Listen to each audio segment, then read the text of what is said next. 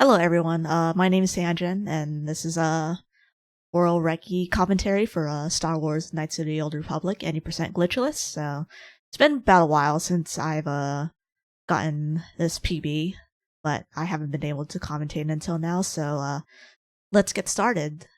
So the first thing you'll notice is that I kind of played a little bit of the last run here. So the reason why we quit the desktop, because in order to start a run here, you have to quit the desktop so that you kind of start from fresh memory, basically zero memory usage, and this pretty much prevents use of any like intentional glitches in this game. So this is required for every single category. So you're gonna notice here I choose the male character, but in actuality, it doesn't really matter if you choose the male character. You can choose male or female scout. So we want to use a scout here specifically because we want to gain access to implants as fast as possible, because there's going to be a certain implant that we buy really early that will be extremely useful to us like throughout the entire game. So being a scout will give us easy access to level 2 implants, which is what we're going to need, because there's going to be a lot of stuff that can deal like some really bad effects to us, and Scout gives us not only the points but also the implant level needed for our build. So you're going to see for our build here, we're going to go 18 strength, 14 dexterity, 14 constitution, and 10 charisma. So we want a max strength build because we're going to be using a lightsaber slash melee weapon for most of our runs. So we basically kind of want to be full damage because we're going to get into a lot of combat. And of course, with a lot of combat, since this category is more heavily focused on combat, we want to basically have the best chance as best of a chance as possible to beat our enemy. So the game here is based on the D&D system. So Dungeons and Dragons, specifically 3rd edition. I'm admittedly not familiar with it, but basically more points in strength in this game means you have a better chance to hit and your attacks will deal more damage. So we pretty much do a full damage build. As for our skills, we're going to put 4 into treat. We're going to put 4 into treat injury, and then we're also going to put 1 point into stealth. So the stealth, we get 1 point in stealth and save the rest of our points because we have the maximum points we need in our level, but we only want 1 point in stealth because there's gonna be a footlocker that we loot in the first part of the game, in like the very first section of the game, and if we put 1 point in stealth, it's going to give us an extra item called the stealth field, which lets us use stealth, but we're not actually going to use it, but we're going to use it to sell for money because the credits route in this game is very tight. And so for our feats, we're going to put 1 point in weapon focus melee weapons. So this is a nice feat for early game because we'll be dependent on melee weapons to deal damage. And our levels will be such that it's the most convenient for us to reach. So you're going to see that in a second here. So for our name, it can be up to 18 characters, but you don't really have to put any you can put any character name you want. Honestly, I just choose I because I run Pokemon and I'm just used to using I because it sounds cool.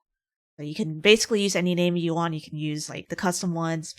People have their different preferences, but for the purposes of this run, I start as a male scout. Female scout does not matter. There's only one minor point at the end of the game where it can matter, but it's only if you choose the yellow option, because for both of the genders in this game, you can pretty much get the same results from a certain conversation at the end of the game. So we don't time the character creation in this game, since we can pretty much start it whenever we want. So that's why we get some of the bottom skills first, so that it's easier for us to menu for our next set of skills. So time starts when we press play. So we time using IGT since we have a load remover, and Coder is heavily influenced by load removers. So you're going to see here the top seconds here is the IGT in-game time without loads, and the bottom here is with loads, and then the bottom is without loads. So you're going to notice that I pretty much put my mouse like in this corner. So I put my mouse in this corner so that I don't accidentally. So you're going to see So I put my mouse in like this area because I don't want to accidentally click Trask. And you also notice I kind of slightly shift my character. It's a legal thing to do in Glitchless because the cutscene still plays, and that allows me to pretty much spam the default action, which in my case is R, to immediately loot the footlocker and put on a short sword. So I'm going to put on a short sword here because the game requires you to. I'm also going to give a blaster pistol to Trask because I'm going to need himself to deal some damage, and he's not very good at blasters, so having twin blasters help as much as possible. So we're going to get this cutscene playing here, and then I'm going to immediately spam 1 for the main character to pretty much just run over there, and I'm going to have Trask deal with the Sith here. So I want Trask to kill the Sith fast, because those 2 Sith before are required to open the doors, so thankfully these Sith we can skip. So this is another unskippable cutscene, so I'll just take this time to kind of explain what we're doing in here. So this is any % glitchless, which means that we want to complete this game starting from the Under Spire to defeating Darth Malak as fast as possible. So basically, we're not going to go do anything extraneous that we don't really need to do. So for this part here, we're going to throw a grenade. They have a chance to not kill the trio of Sith here. If you do that, it's really annoying.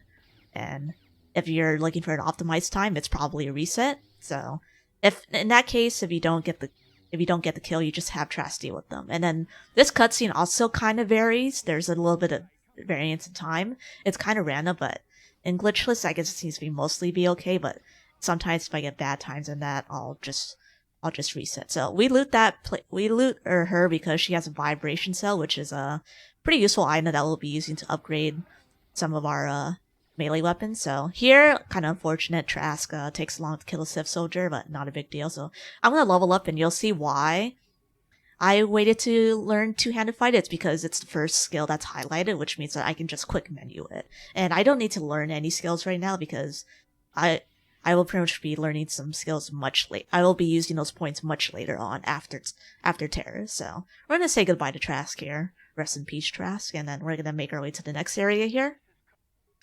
So we see the first appearance of Karf.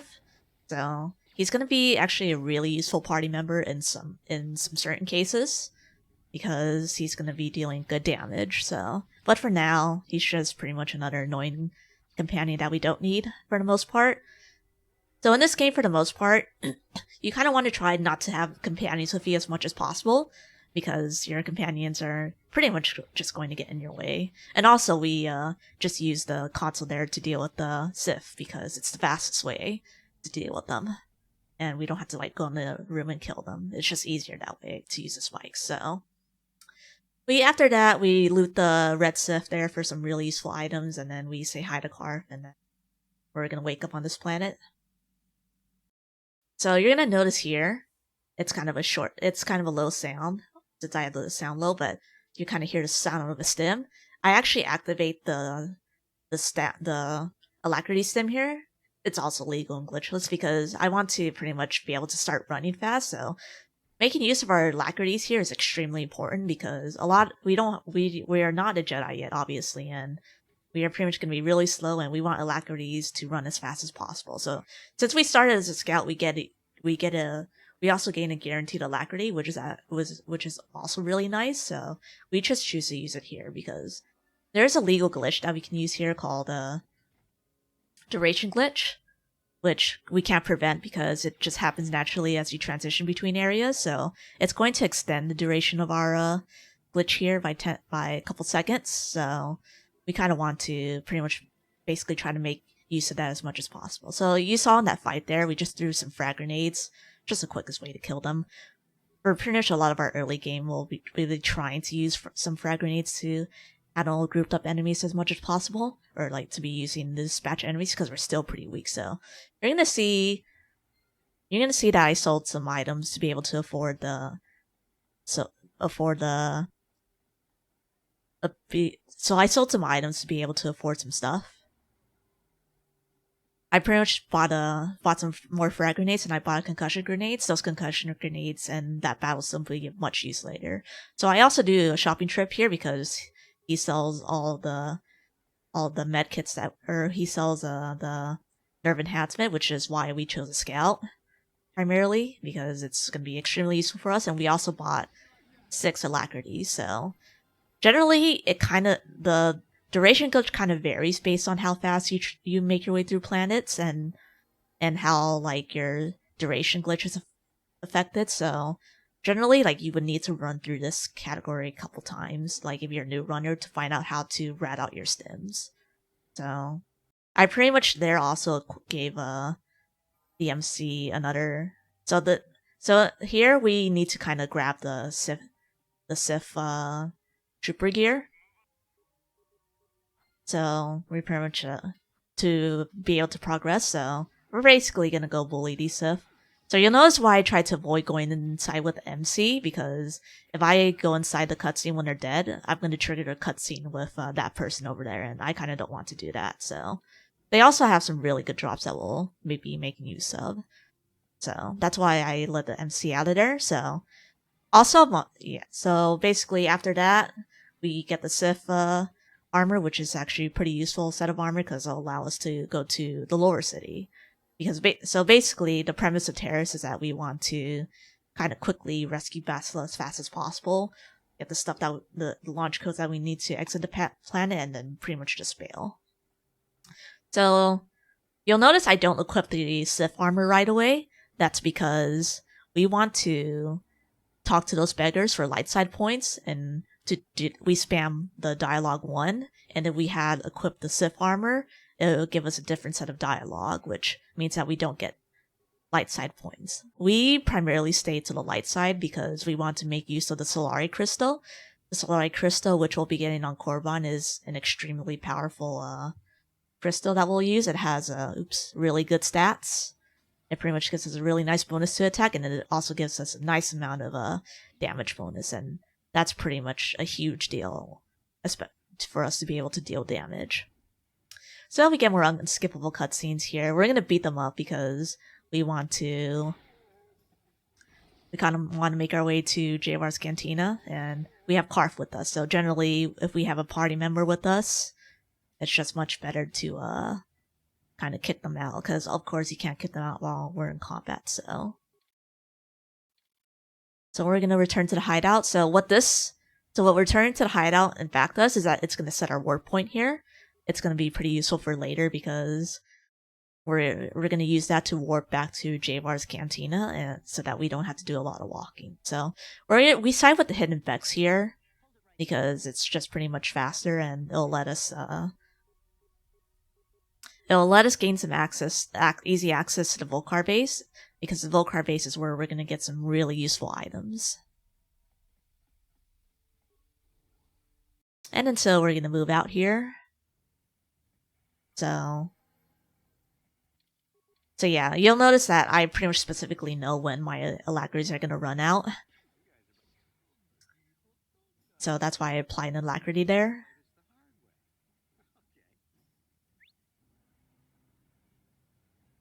So we don't really want to help the Volcars, because if we help the Volcars, we have to go kill Gadin and Kaida, or I forgot her name, but Gadin and the other lady, and Gadin is an incredibly hard boss. So we basically do not have any easy resources in Glitchless that will let us be able to equip that, because killing them is actually mandatory. And in Glitchless, aside from like some of the mandatory battles that we have to do, or like any really efficient battles, we just kind of wanted to avoid finding stuff as best as possible.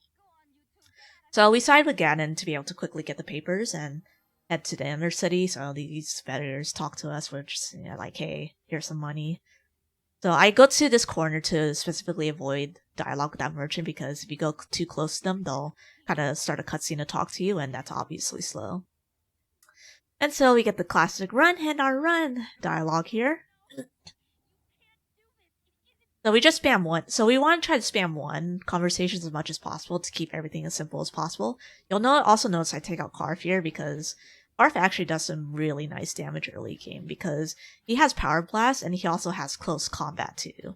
So Close Combat gives him a nice bonus to plus attack if he's very close to someone. And he's basically going to be not only really accurate, but then he's also going to be hitting enemies pretty hard. So having Karf when we're forced to have Karf is pretty useful for the combat sections, as you see for that rat goal.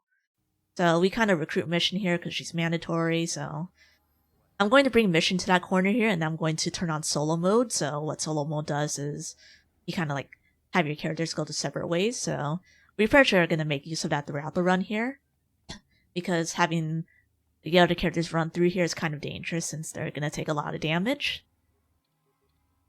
So again, I use Alacrity here because I know where my stims run out.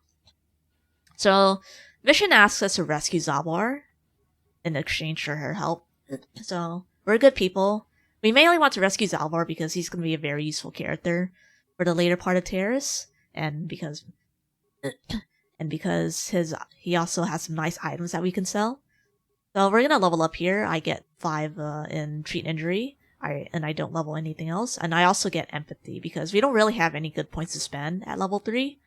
So we just get empathy for the free persuade.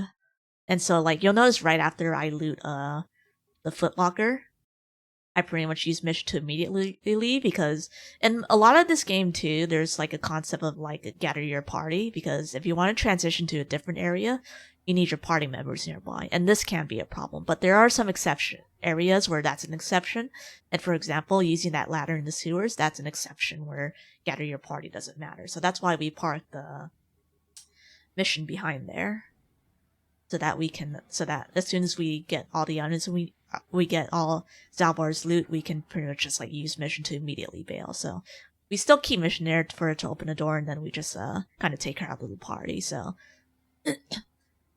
we pretty much like want to try to keep our main character as alone as possible, because party members in this game have pretty bad AI, and they tend to kind of just like run amok, like they do whatever they want type of stuff. So we don't want that. So our MC is pretty much tries his best to be a lone wolf. So we're coming up on one of the infamous sections here that everyone loves or hates. So I'm gonna loot this for a frag grenade, but we're gonna do a safety save here, and then normally you would need a frag grenade to pretty much just like kill the Rancor. There's a cutscene that plays, but in old fashioned, we're gonna save the animals, and we're just gonna like skirt around the Rancor to avoid them, because we don't really want to deal with cutscenes, and the Rancor kind of has like a stall animation, like when it's trying to like catch up to you before it actually executes its one-hit attack. So that's how you pretty much dodge the Rancor without any issues.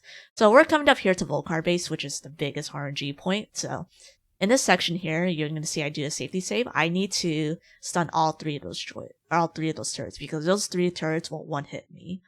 So luckily, the reason why I bought concussion grenades is these concussion grenades can stun the droids. So what I need to stun all of them within 2 grenade hits, and if I don't hit it, I have to reload my save. So for top runners, you don't have much of a leeway on this before you have to reset. So a lot of reset points pretty much just happen at the Volcar base. So I'm gonna do another level up here. I'm gonna put my points into strength, since more strength is nice.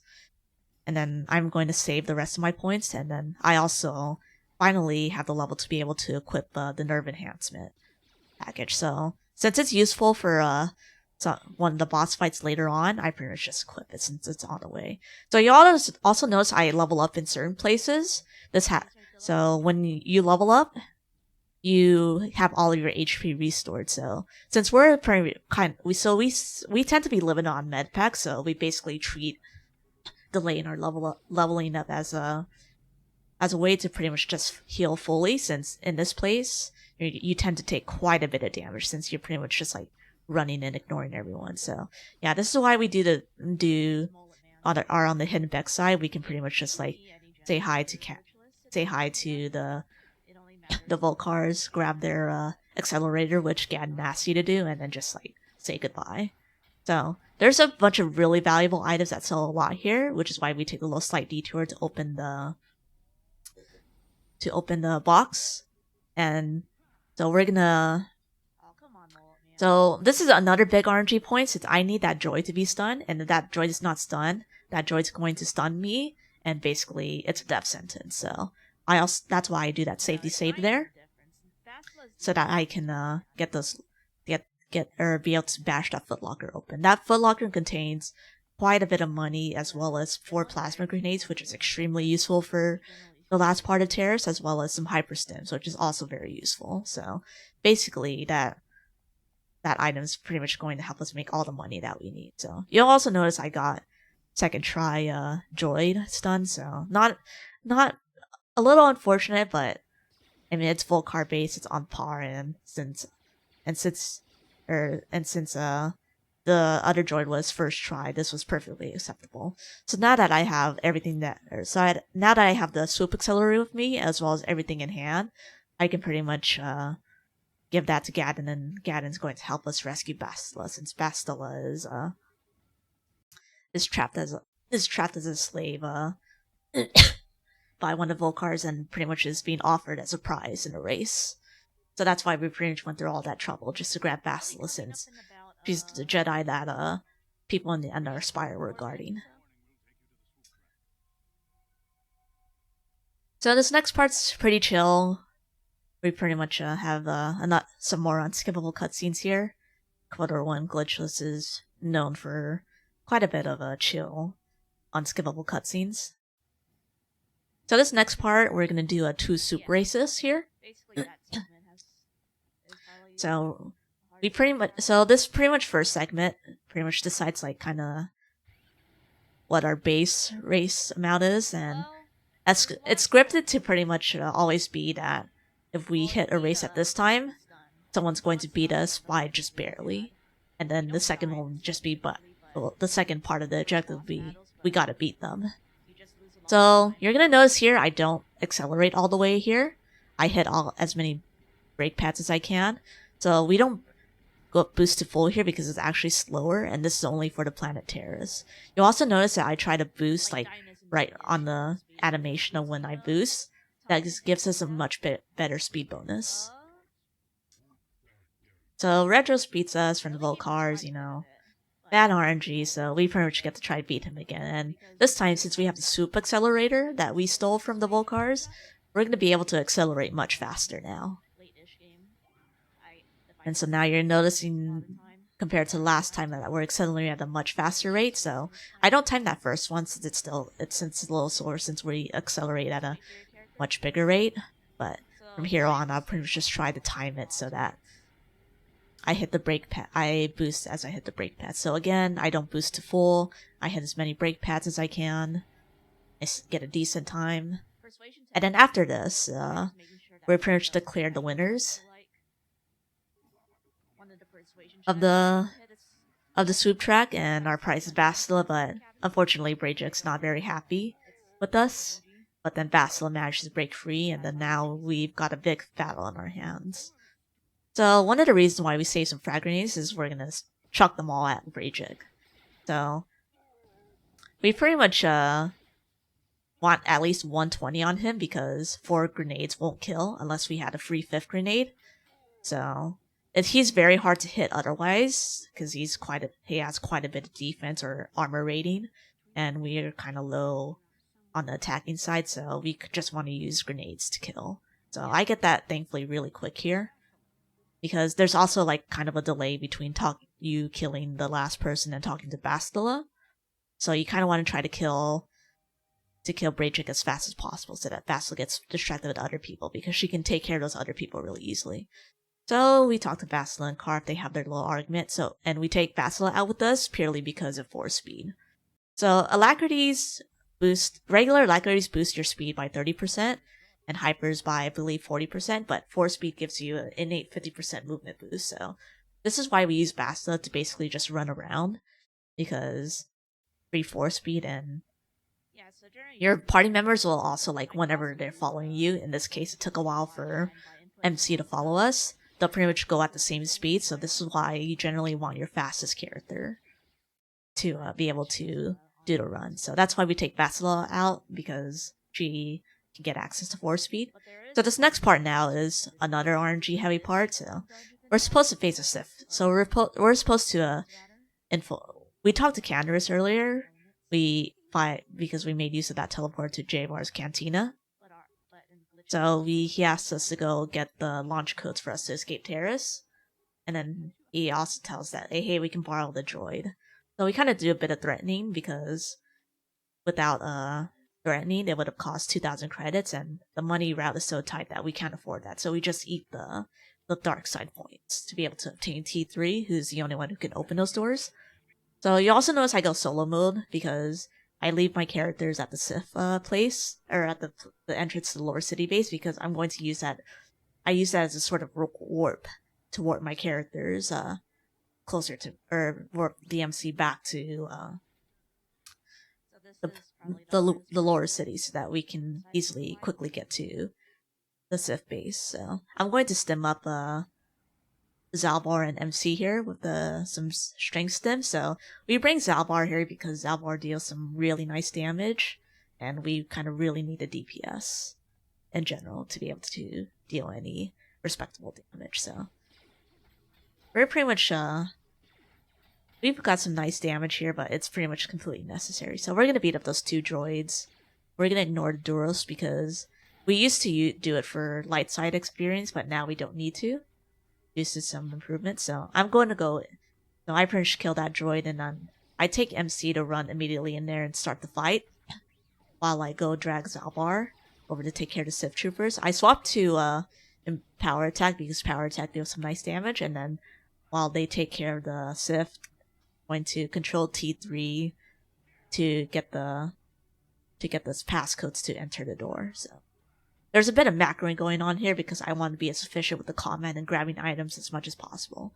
So this is a Assault Droid. This is another RNG fight. I want the concussion grenade to hit here, which I did because the concussion grenade here is really good to hit because it pretty much lets you get free hits on a droid, and it pretty much makes the fight really fast if you get the concussion grenade. If not, it's not the end of the world. The droid can't really kill you, but it's just going to be a really slow fight.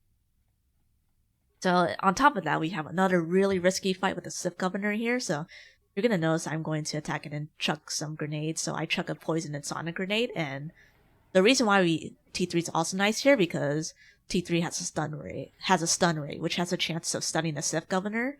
We want T3 to stun the Sith Governor because the Sith Governor has like some really dangerous attacks like Drain Life or Force Stasis, and pretty much if we get a bad fight, we're pretty much going to generally have to reset it. So I don't save here since my PB is good enough to where I cannot afford to save, but for newer runners, it's very highly recommended to save there. So thankfully we get a quick kill here, and then we're able to loot the footlockers because him killing the Sith Governor and looting the footlockers gives us some really nice gear. And then with that, we are pretty much set to escape terrorists.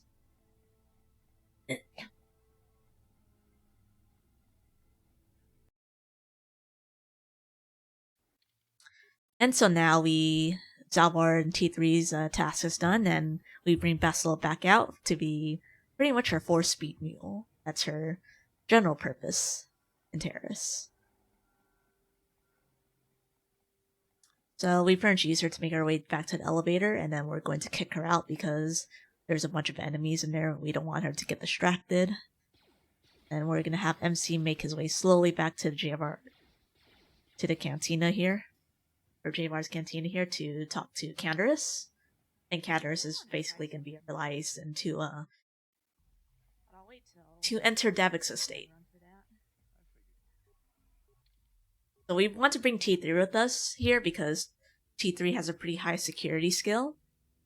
And you'll also notice like I made sure that you also notice like we have a very specific amount of credits and computer spikes that we use because there's going to be a terminal in Davik space that will let us immediately open hangar doors, and we want T3 with us since more computer skill means that you're going to be using less computer spikes to be able to hack into a system.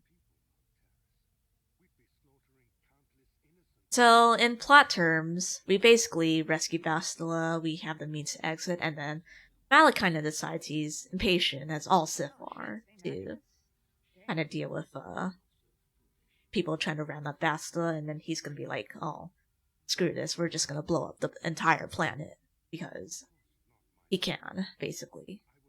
So, this person here is gonna be a major character later on. His name is Saul.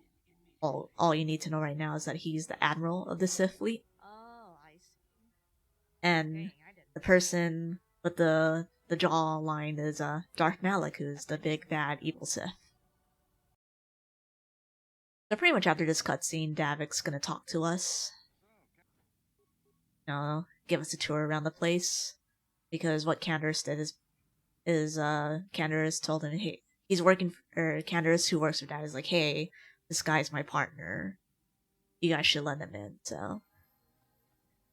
After that, we get taken into a place to stay, and then, since we need to get the hell out of here ASAP, since the Sith are gonna blow up, we're gonna quickly make our way to the hangar bay, so you're gonna notice I take T3 to this terminal to open the security doors here.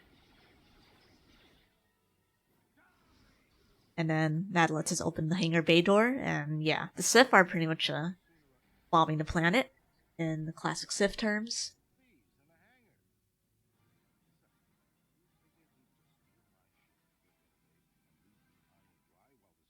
So this is the reason why we had to get all those extra items in the Volcar base, because normally this is actually a really hard fight if you play it pretty hard fight if you play casually, because Kalo and Davik are pretty tough.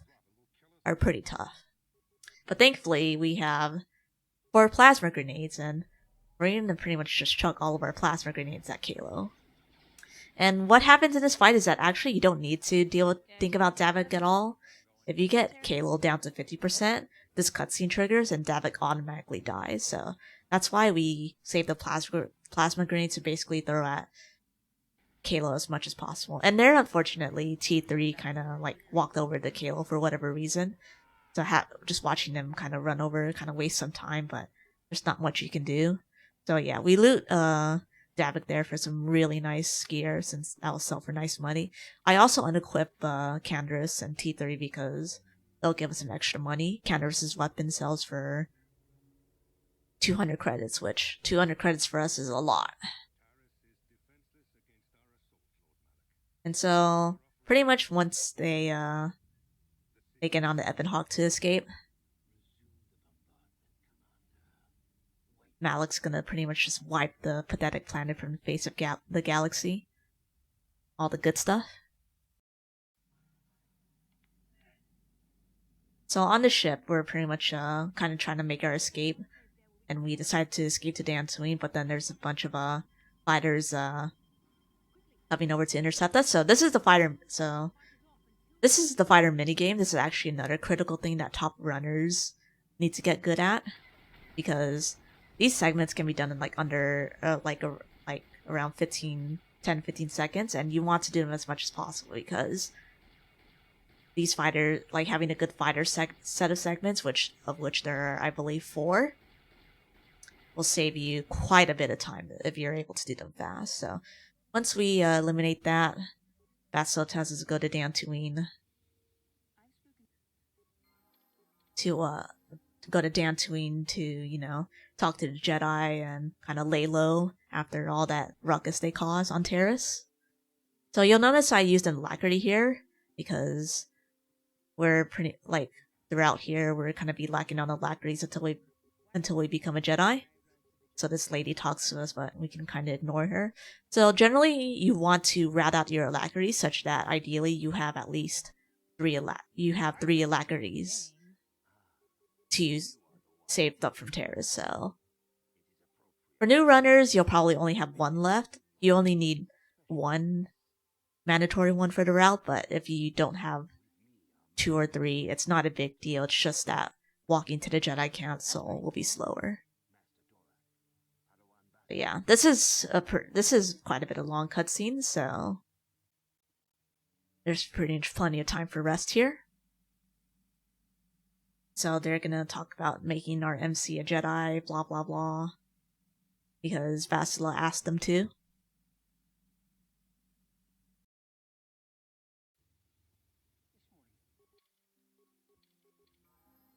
So I think one thing I forgot to note while we do the walk here back to the Jedi Council, because a bunch of this is just like boring scenes, is you can do some quick menus with certain force powers or certain feats, or like certain attacks, like power blast to sniper shot, for example, by pressing, which is the default key. that I use, Shift+1 or like Shift+3, etc. So you'll notice like when I throw grenades, I'll use Shift+3 to cycle between grenades, because this is especially important when it comes to concussion grenades, because your first grenades on top will be the frag grenades and then the concussion grenades. So you always want to try to use Shift plus whatever to cycle through certain places. So yeah, this is a really boring cutscene. There's lots of these cutscenes in this game, so we can pretty much just kind of skip by it. But yeah, this is basically us becoming a Jedi.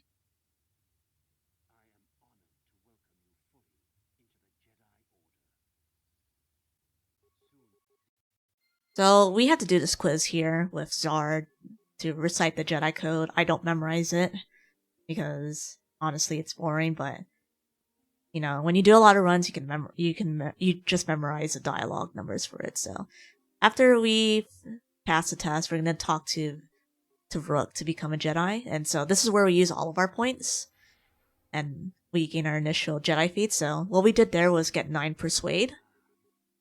We got Force Speed and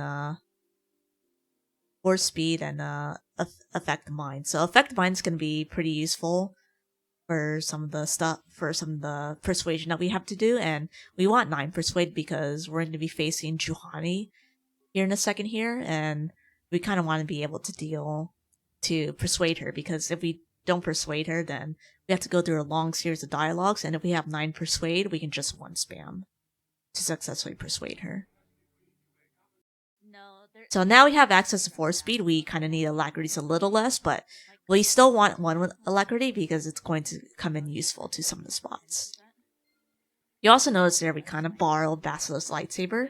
So Basila's lightsaber is going to be our main weapon for an entire game because it's a very easy double-sided lightsaber to access, since we don't have to find like a secondary lightsaber somewhere. And it pretty much just basically deals good enough damage once we load it up with some nice crystals. So now the Jedi Council is sending us on an adventure to try to redeem Juhani, who apparently fell to the dark side. So you also notice I became a Jedi Guardian here. So we want to become a Jedi Guardian here because of Force Jump. Force Jump allows us to transition between, or jump to in between enemies. There's a slight jankiness to it, but that I'll explain later, but it pretty much just lets us quickly go from one place to another as long as there's enemies around, and it's combat bonuses and Force Jump is just generally really good for the speedrun since we don't have access to quick save. So I forgot to explain this part, but quick saves are banned. But I'll explain that after this fight. So this is Juhani. You're gonna notice I only use regular attacks here because Juhani has quite a bit of defense, and she's just generally hard to hit. So I pretty much why I saved the hyper stim. So basically, with regular attacks, I can hit, but with flurry, it's just not reliable enough. So thankfully, I have a pretty fast Juhani fight. I just spam 1 to persuade her, and then I loot these Mandalorians for some more gear, and then I return back to the Ebon Hawk. So more cutscenes here, so I'll explain what I mentioned earlier about quick saves. So quick saves and glitchless categories are banned because quick saves tend to be really glitchy in nature, and since it highly increases the chance that something glitchy will happen if you quick save, we decided to make it just easier to ban quick saves altogether. So that's why you notice there why I did a lot of manual saves, because manual saves don't really mess up the game as much, and in glitchless context, it's completely legal. And so now that we've rescued Juhani, the Jedi Council have one more task for us, which is to bring the we're going to go to the ruins and investigate some weird stuff that has happened. Because apparently this is also where Revan and Malik ended up. So we're just going to do that. So now that we've kind of making our way through there, there's that settler corpse that spawned. We loot it because there's some really nice items that we can sell after this.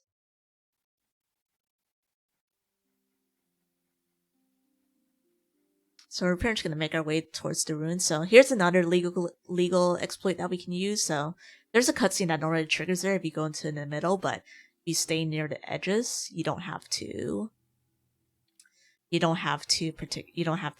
watch that cutscene. So here we're forced to recruit Basila, so we take T3 with us because we're going to be doing some macroing here. So we're going to talk to this droid, which is just a 1 spam. So I'm gonna bring MC to the west side, and then Basila to the east side. So I'm gonna have MC jump over to that droid, and then Basila does the consoles here, because in order to open that middle door, you have to answer some questions for that console.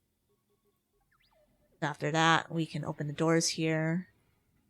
So they don't really need, it doesn't really matter if they get stunned or anything, they just need to be able to click the puzzles ASAP to warp. So after this, our party members will get warped to this cutscene. And so we discover one of the star maps here, which apparently leads us to some really funky planet.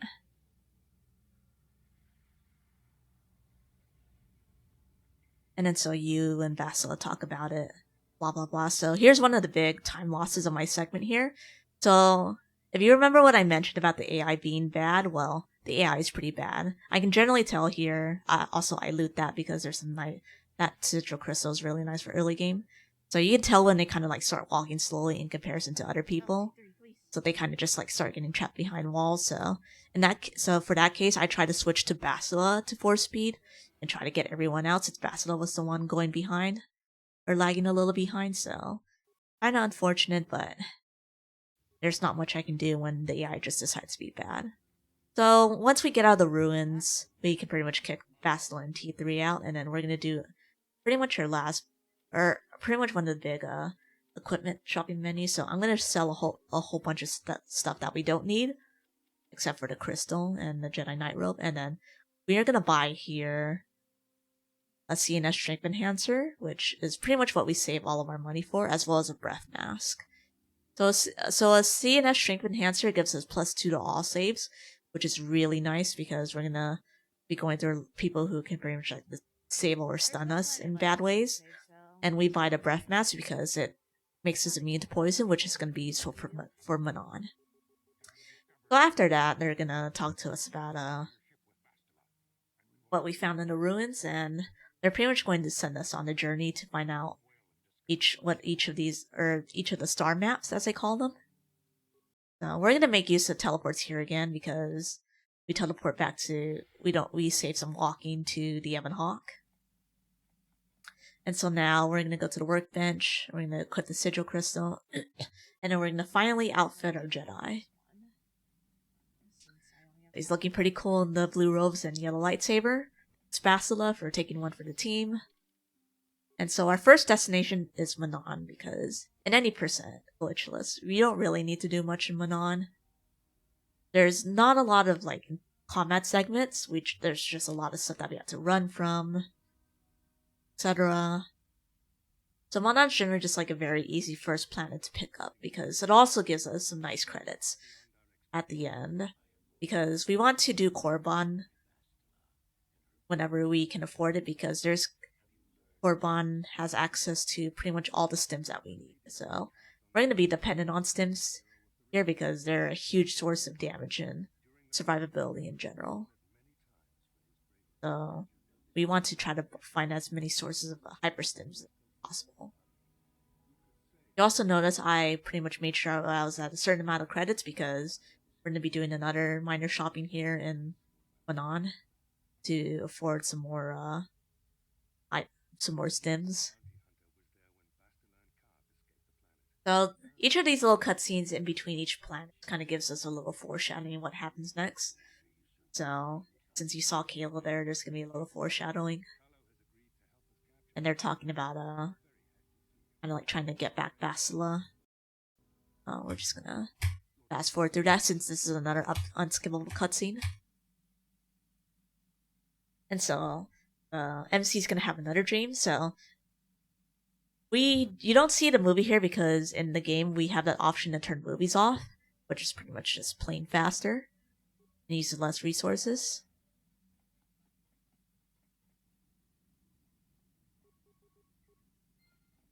So the general goal of Manon is, because it's an underwater planet, there's going to be stuff on the bottom, or there's going to be a star map on the bottom, so we basically just want to reach the bottom as fast as possible. So I take T3 out here because if I went in alone with a party member, it's going to trigger a really slow unskippable cutscene, so that's why we bring T3 with us. We don't bring other party members with us because generally, if we go with other party members, they'll want to kind of interrupt us by going to conversation because they want to talk to you about some stuff that they want to do or whatnot. So we bring T3 because T3 has none of that. So you'll notice there I bought three hyper strengths, and I bought one hyper alacrity. This hyper alacrity is going to be useful for later because I don't use that many strength stems, since now at my point I don't use as many stems. And then I try to spend so that I don't have any money left, so that I can easily just persuade the cell cap to let me through. So again, here we're gonna help out the Republic here because they're the fastest way for us to get into the submarine.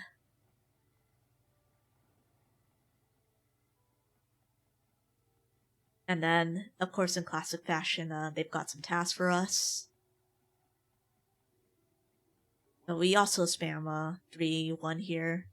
Just one spam all the way through. Then we're going to return back to Evanhall because the area we need to enter is pretty close by.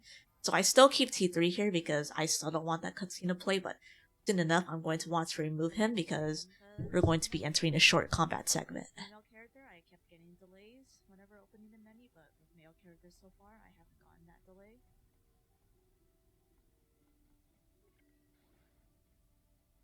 So just beyond this door, so the task Roland gave us was to enter the Sith base to grab some evidence that they've done some weird stuff. So this one's forced to you no matter what, if you have a party or not. So you also notice I kind of like try to hover my mouse so that I can just spam R to immediately open this door, as well as 4-speed. And then we're just gonna go right past the Sith to get into the Sith base here. So you'll notice I hug the right corner because there's a mine in the middle, and I just don't want to hit it anymore. Because mines here deal quite a bit of damage. We're still pretty squishy. We have a lightsaber and pretty much near our endgame gear, but we're still really squishy. So we just do not want to take damage. So this part's another scary part because you can die here. There's just a lot of stuff that attacks you at once, and if they all get really good hits on you, it's not going to be great. So I go in there to loot the data module that the Republic's asking for. And then we pretty much just bail from this place. So I'm going to force jump to this officer since I can. I'm going to quickly leave. And then when we head inside, we're going to get arrested by the cell cap because he stirred up the pot, basically. But thankfully, we have convos that will easily help us out in convincing them that, hey, we didn't do it. So with that, they're going to let us free. If you actually choose the wrong decisions, they can put you on the death penalty, which is an automatic game over. Broom closet. And so now with the data module and us being free, we can pretty much make our way back to Roland so that he can give us access to the submarine to reach the underwater floor.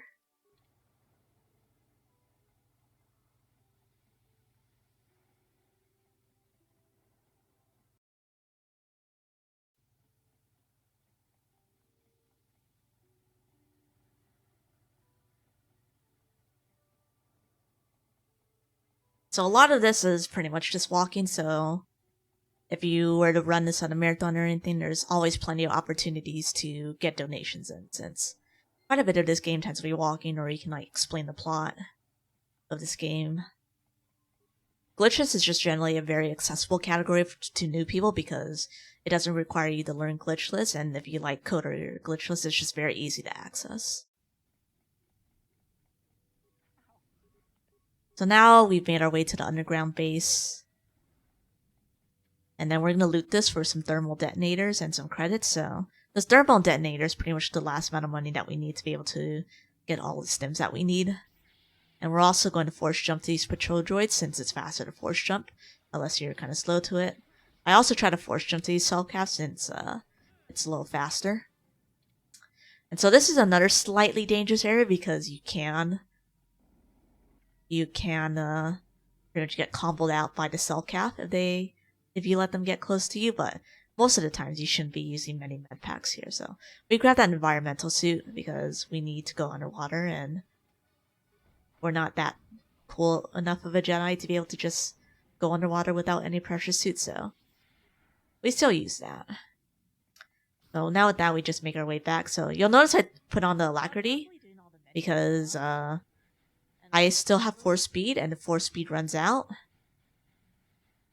And if I have another speed boosting item, the alacrity still keeps the effects of 4 speed. So that's why you want to save an alacrity for this section.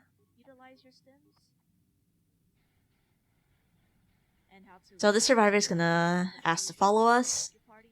The fun stuff's gonna happen.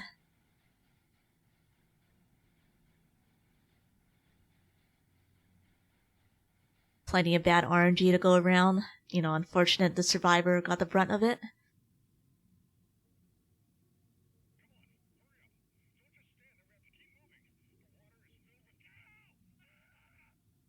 Yep, pretty unfortunate. So these fraction sharks have another special unique property similar to the Rancor. If you let them touch you, you're going to instantly die. But thankfully, we got an item here called the Sonic Emitter. You'll notice that I'm not using it directly in this interface because there's a cast animation associated with it. We use it from the menu because when you use it from the menu, there's no cast animation associated with it. And it pretty much just lets you be completely free to kill them very easily. So yeah, this is pretty much known aside from the spacewalk on the Leviathan. That's one of the slow sections here, since you're just doing a lot of walking around. So we pretty much kill these fraction sharks for some free XP, and because they're kind of in our way and we don't want them to touch us. Do it after. Because the cell cap should kill me from here.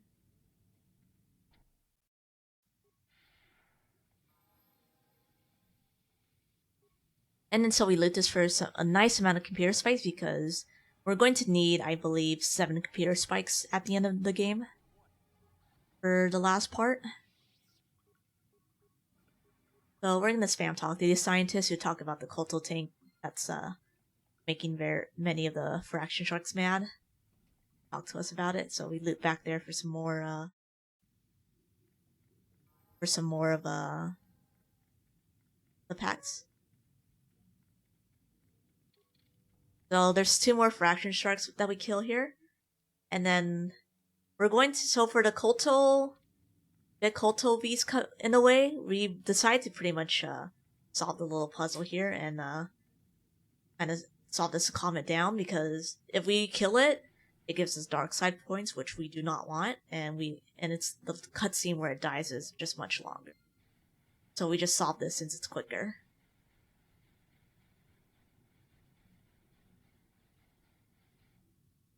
Say hi to the giant fraction shark here.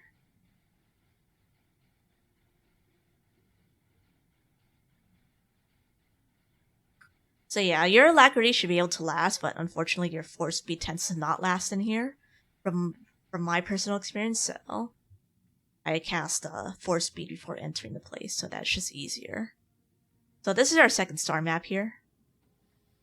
It's another clue to the puzzle. When we find like these star maps and complete objectives, we also get quite a bit of XP, so you're going to see here.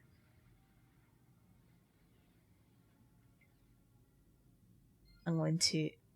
Actually, I got the level earlier, but what I did with that last level is that I pretty much leveled up,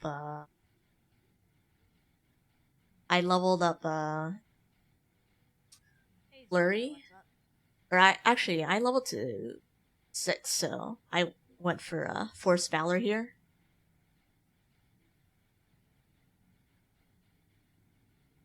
Yeah, that's correct. Actually, no. So I got level 7, so I went for Improved Flurry, which our build's could be based on Flurry and Dominate Mind. So we also upgrade our Persuade since we want at least 11 Persuade for one of the dialogues.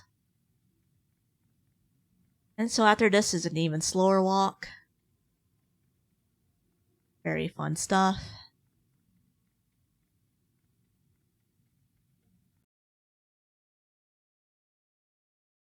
So a lot of like saving time in here is just making sure your movements are optimized.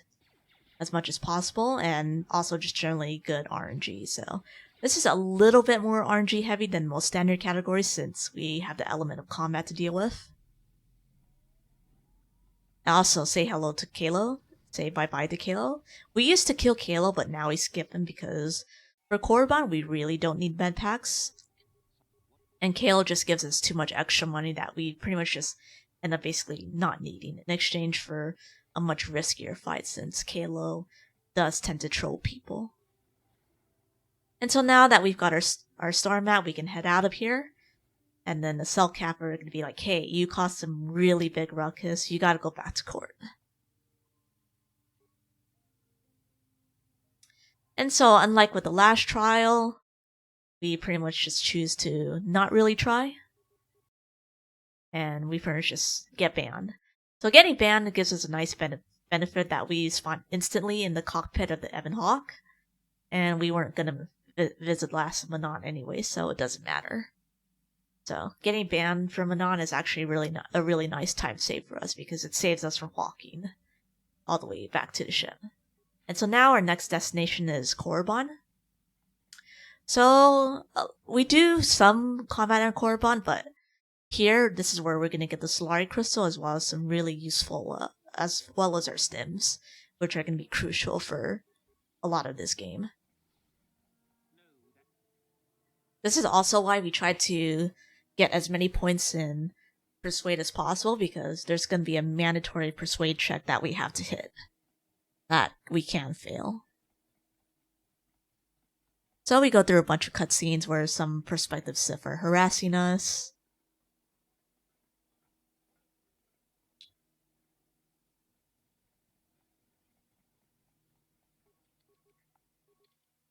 And then here, I pretty much sell the thermal detonator and I think one of the armors that we get from Roland as a quest reward, and that gives us just enough money to buy every single hyperstim in their shop, which is really nice. And so now here, our objective in Korriban is to find a star map, but we also gotta go back. Get some more education because we're gonna try to get into the Sith Academy as a student.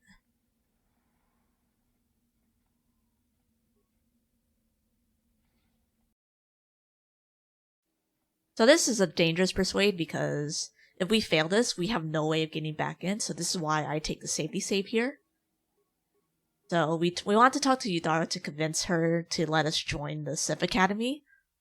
And we generally have a pretty good chance of getting this, but there's been times when I failed like 5 or 6 times, and I'm thankful that there's safety saves because there's time when this control you. So you're gonna see me also make use of kind of like the black transition screens. I pretty much walk immediately to Yudara right after the cutscene fades in. So we talk to Kel here because we want to kind of gain.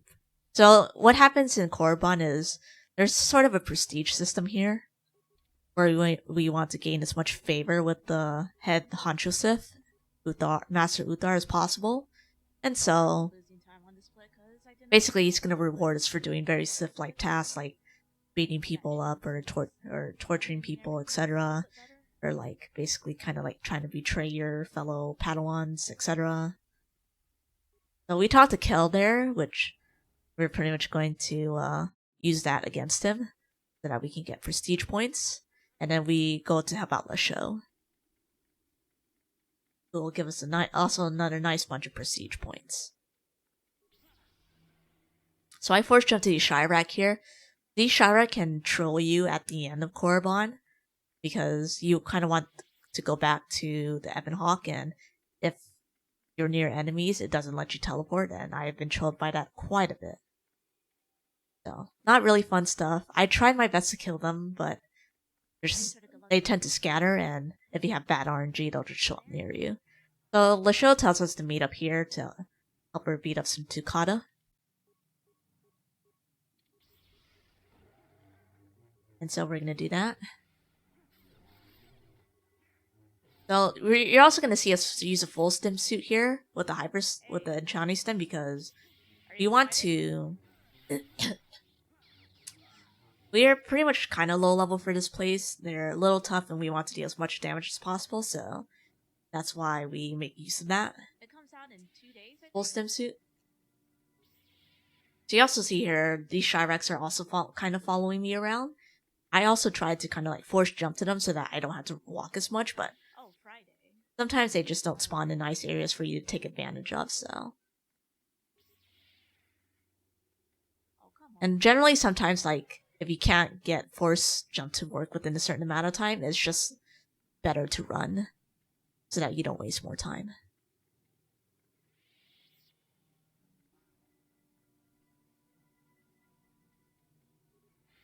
So you also notice Lisho kind of tried to double cross us, but we double crossed her back and we were forced to kill her. It doesn't give us any dark side points, There are some problems. but helping her out and getting the data pad gives us quite a bit of prestige with Uthar, as well as betraying Kel. So we also do the Sif code here. There's one variance to it. There's 3 variants of it, like on the second to last dialogue. So generally, new runners have to keep track of that. And then after that, you snitch on Kel, and then you tell about, oh, Yudara approves of me, and then once you get enough prestige, he's gonna be like, okay, you've got enough prestige, you can go get some rest, and then we're gonna head to the tomb for your final trial. So incidentally, this place where the final trial is also where the star map is. So, and also where the Solari crystal is as well. So, a lot of good goodies in here. So I'm gonna try to force jump to this raid to say and cancel it in the middle of my jump to save some frames, save some walking frames. We're gonna open this door because it's blocked by or the bridge is blocked by a certain amount of acid, and we need some items to take care of it. So the items are located in here. So there's a pillar of fire and pillar of ice. If you grab the fire grenade from the pillar of fire and use it on the acid, you automatically die. So pretty unfortunate stuff. So that's why we grab the ice one, because it's going to allow us to carve a path through. You're going to also notice I looted the Solari crystal. So the Solari crystal is going to be incredibly good for us because it gives pretty much a nice boost to our overall stats. So we're going to skip the raids here. And there's a mine that deals quite a bit of damage, so this is why you see me kind of hugging the left wall. And lo and behold, there's our second star mat. And incidentally, also the Sif statue that will let us complete the trial. Sometimes that's just how it be.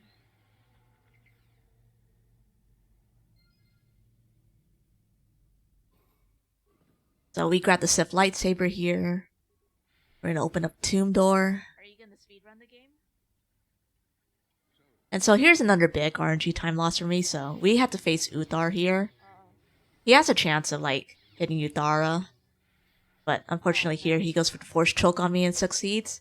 Getting force choked is kind of really bad, not because you take damage, but because you pretty much just like there's a period of time where you can't be in combat. So Uthara's gonna tell us, hey, I'm gonna try to betray you, but you kind of beat her up again. We also use the full stim suit here because Uthar and Uthara have a decent amount of HP. We also loot Uthar here because he gives us 3,500 credits, which is enough for us to afford any of our med pack extravaganza needs. And after that, we spare Uthara here for some light side points, which I should note the light side points are very specific here because you're supposed to, at the end of this planet, be able to put on the Solari crystal. If you cannot put on the Solari crystal, you're kind of in trouble.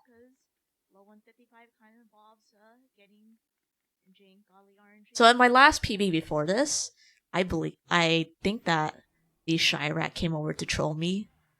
The classic troll where I can't get out, so that lost me quite a bit of time, so. Because I also got stunned by Uthar, the time save kinda... No, actually, no, this wasn't a PB where I lost time to the Chirac troll.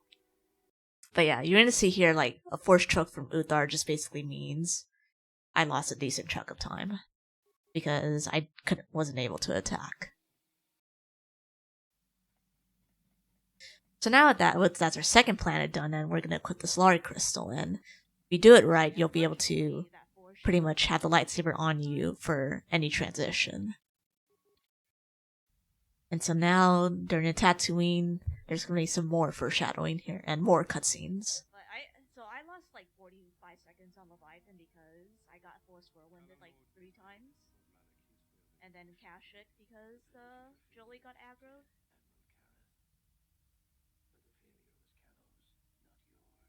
So, Kalo kind of failed his mission even though we kind of ditched him. I guess he got eaten by a fish. Pretty bad RNG.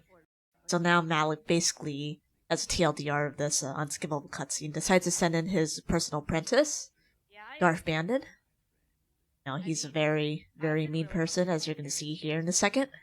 As well, but I can understand why.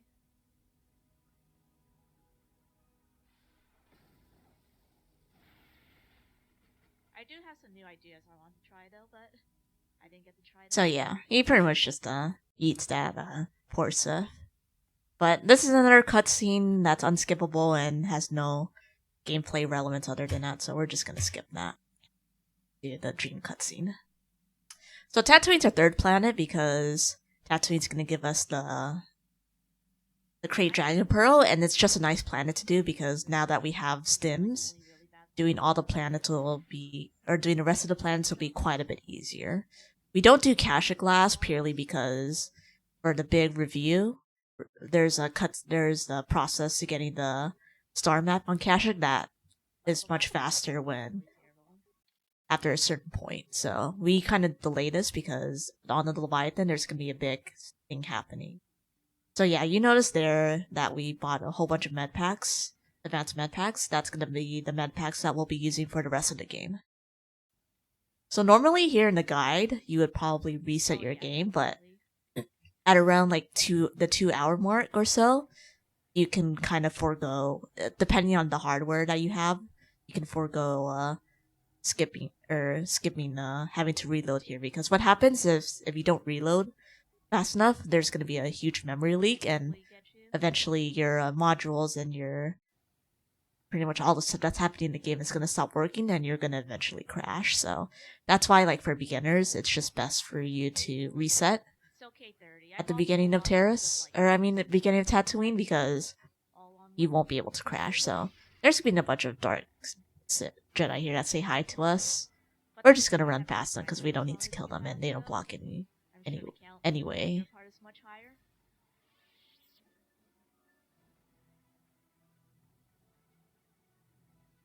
So in the dream that MC had, we're going to be, it's the place is in some kind of cave, but we talked to the circa lady to get us to the desert as fast as possible. And you're gonna notice here also, I kind of walk a very certain path, kind of like straight at the little kind of opening there on the sand crawler. So we walk this path because we want to avoid ambushes from the sand people, because so all around this desert there's ambush points from the sand people that you can trigger if you walk there from a certain point. So that's why we take the time to walk that certain path to avoid it. So for me, the way I see it is just like seeing that little hole in the wall. So here I fully stim up because I need to kill one of these elite warriors for the costume, as well as some bantha fodder for later. So you're gonna see here I loot them, and then I'm gonna move on, and that lets me enter the sand people territory without problems. So I'm gonna put it on, and here's another mistake that I run into that loses me like a couple seconds, or like 10 seconds. So you'll see here that I kind of triggered the sand people cutscene. Pretty unfortunate, but it's not like the worst thing ever, because you can just escape from them without any issues. But it's just that the cutscene that plays is what loses you time. And so now here we're coming up on another dangerous segment here, because we can't go to the place where the star map is because it's locked behind the place of apparently untouchable areas. So what we need to do here is to beat up the Sand Chieftain here. So normally in the casual playthrough, you might recruit HK47 here, but since HK47 costs money to buy, we don't have money to buy him. Sorry, HK fans. We're just gonna run in here and kill the Sand People Chieftain. So we try to make it as quick as possible because you can take quite a bit of damage here.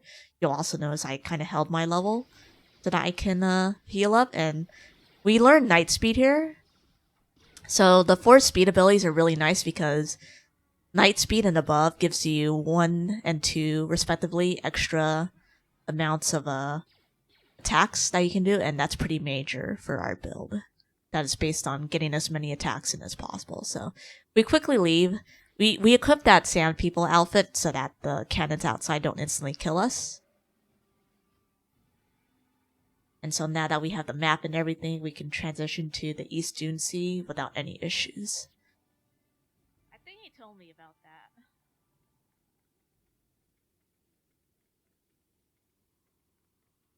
So yeah, Tatooine is quite a bit of walking since this place tends to be pretty vast, but it's pretty much since we're skipping every little quest here and we're just grabbing the star maps and bailing as fast as possible, this actually tends to be pretty fast.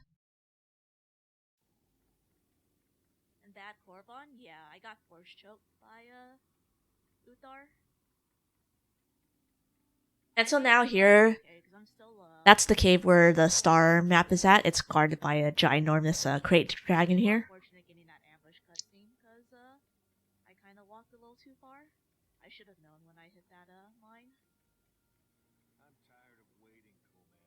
So this is a little like sort of like intro cutscene to see how dangerous the ginormous crate dragon is.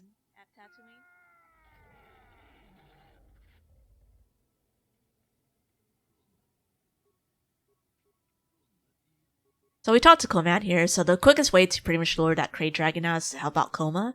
So that's why we grabbed that Bantha fodder as well from the elite warrior. And then now we're gonna move on here to talk to the Bantha, help him lure the Banthas over, because his plan is just basically lure the Banthas over to have the crate dragon go near the Banthas and then just basically chuck a whole bunch of mines at him. And so during this, we get ambushed by a couple of elite warriors here. So if you did Tatooine first or second, this fight is really bad, but since this is our third planet and we have some good stims, this planet is quite a bit easier. So it generally takes around like 8 rounds to kill all of them. Each round is about 6 seconds or so. So in Glitchless, you kind of want to be mindful of the rounds it takes to kill someone, because even taking an extra round can mean a significant difference. And so now, these Banthas lure them over after beating up the Sand People, and then you're gonna see this cool cutscene where the crate dragon's trying to get a snack, but then dies.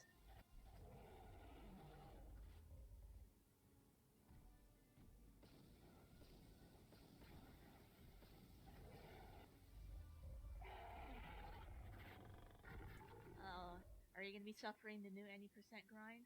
Thanks for the good luck, Joker.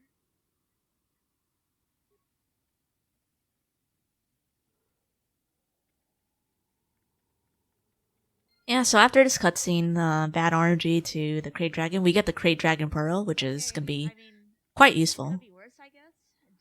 Quite useful because it's going to replace our sigil crystal and it gives us some really nice stats. And hey, there's a star map.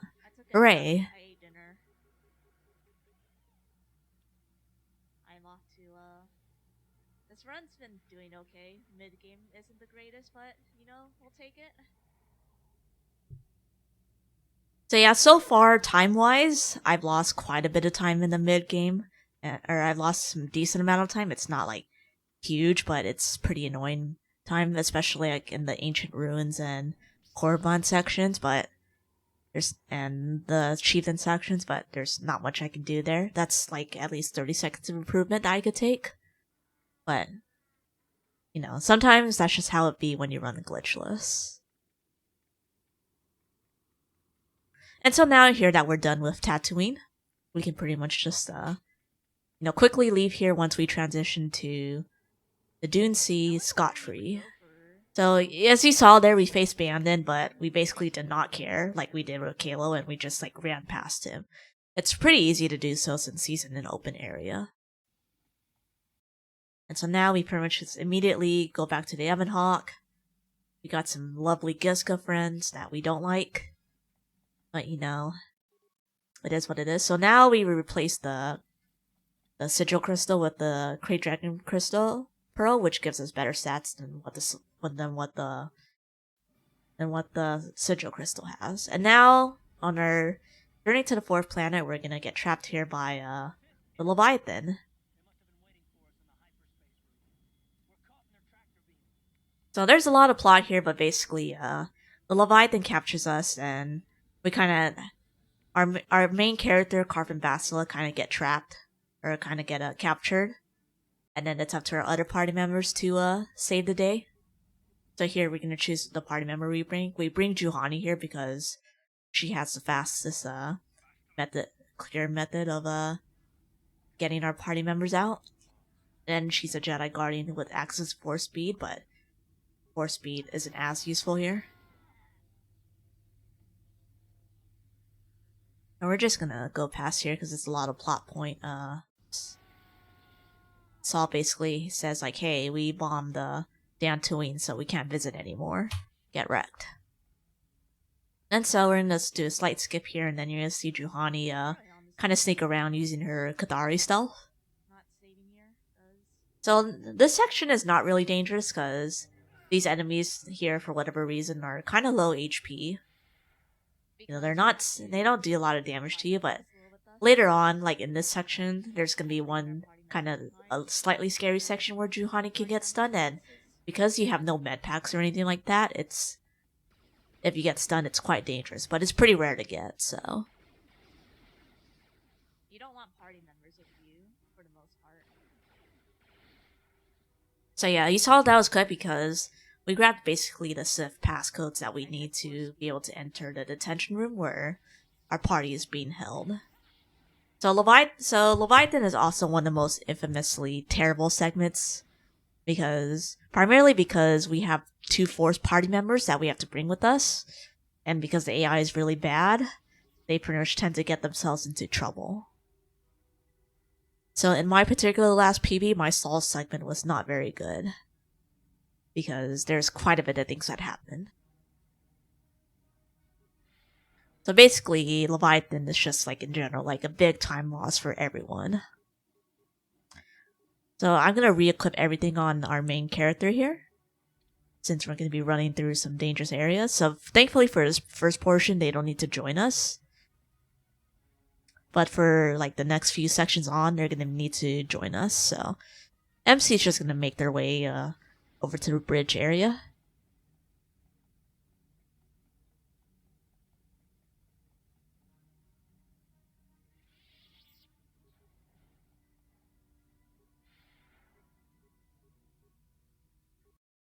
So yeah, we didn't need our party members here, but we're gonna do a little tech here to help us because how we fix the bad AI generator is that we're gonna make a manual save and a manual load. So this kind of resets the AI to being good to follow us. So I do that because I want to kind of dodge this Sith guard here.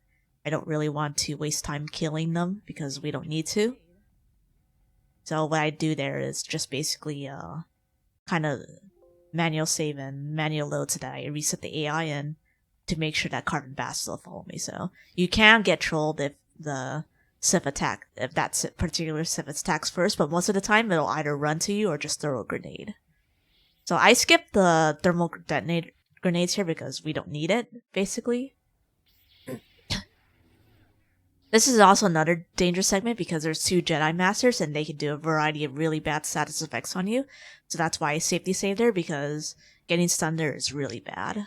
And it's just better to reset. At least 30 seconds. So in my particular segment, that part was really bad because my party members were slow, and then the MC got repeatedly status effect. And your other party members cannot get status effect too, because if you remember what I mentioned about duration glitch, This also works for stims and force powers, but this also works against you because if your party members get stunned, what happens is that duration glitch will extend that stun on your party members more. And basically, your party members can become infinitely stunned.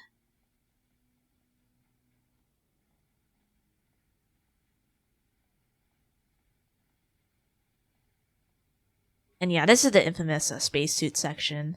You'll notice how he swapped to Karth there because he spawned just a little bit closer than the other party members. So we just generally want to take every little time save we can get. So I re-equip Karth here and Basila, though in retrospective I don't need to equip Basila. I stim up fully here with the MC. And then I leave Karth and Basila alone to deal with the little Sif there for a little bit. And I also force speed here because what works for me is that this tends to maintain my stims, because I want my stims to be maintained to pretty much like the end of the segment. So this is Saul. This is the dude that you saw last time on Terrace. You might notice I don't use thermal detonators here because I simply don't need them. You'll notice also here that I do a little bit of cycling in general here, so I want Karth, who at level up deals some good damage, to be able to take some pot shots on some of the Sith to reduce their HP, because if you lower the HP low enough while the MC is dealing with the other Sith who are easy to dispatch, you'll pretty much just like generally save a round, and it's just generally just worth it. This fight is not that dangerous, but you can be like kind of low HP pretty quick here. And so yeah, that was a very good Saul segment, and that gave me a gold because the fight was really fast. And so Saul's gonna, make Karth mad at us for whatever reason. We'll find out later here. And then now we've unlocked pretty much the access to the bridge. So this is another really dangerous part, because our party members can get stunned here and then they can get trolled. So my personal way of dealing with this is that I force into this Sith Trooper, and then I put MC in a corner. You'll notice I also gave Karth the hyper alacrity that I bought earlier. This makes him this makes him move to the spot that I need him to go to faster, and then I can lastly move Basil over for him to transition to the next screen. So basically, I need to get out of that place as soon as I can, and the faster I get out there, the better. So now we pretty much have to escape from here. This is another part where you tend to lose time because your party members like to get lost here, because there's a lot of enemies that kind of like come over and try to fight you. And the AI is just generally really bad. So you kind of want your stims here, like you'll see there, like Basila got distracted fighting some other people, which is kind of bad. So I have no choice basically to take care of these little extra Sif here, and pretty much that's a waste of 3 rounds. Okay, I one hit them, so that's not that bad. So it's still like, so this place is just pretty much known for being a time loss magnet. So we're gonna kill these Sith guards really quick, though I think in hindsight I should have just turned on solo mode and left Karth to deal with them.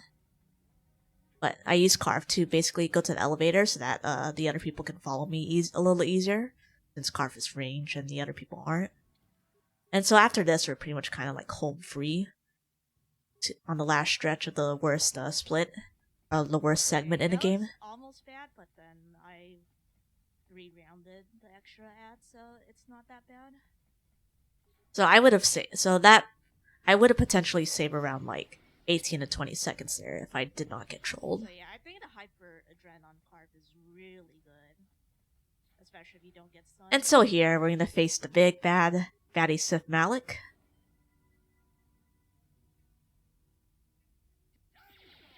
So there's gonna be a bunch of little plot cutscenes at play, but basically, if you want the big TLDR, this is the big review in the game, and this is why a lot of people tend to really like Coder, because the story is just really good. Oh my god, it's Pizza Man. Yep, Pizza Man. How could you? Pizza Man is Revan. So basically, Darth Revan was How could you go to the dark Malik's former master. And you kind of find out that your character was basically Revan, so aka Pizza Man. So, there's gonna be like a little shock factor, and then you're gonna go on a quick one versus one with Malik. So thankfully, since we still have our stims here, this is a quick fight. You can one round this, but it's just generally hard to. So most of the times you'll just 2-round it. So Malik's gonna make you go spinny, and it also kills your stims. But so Malik's is generally like hard to hit, so we pretty much just purely use hyper strength and hyper stim for this fight. Otherwise, though, this initial fight is relatively simple.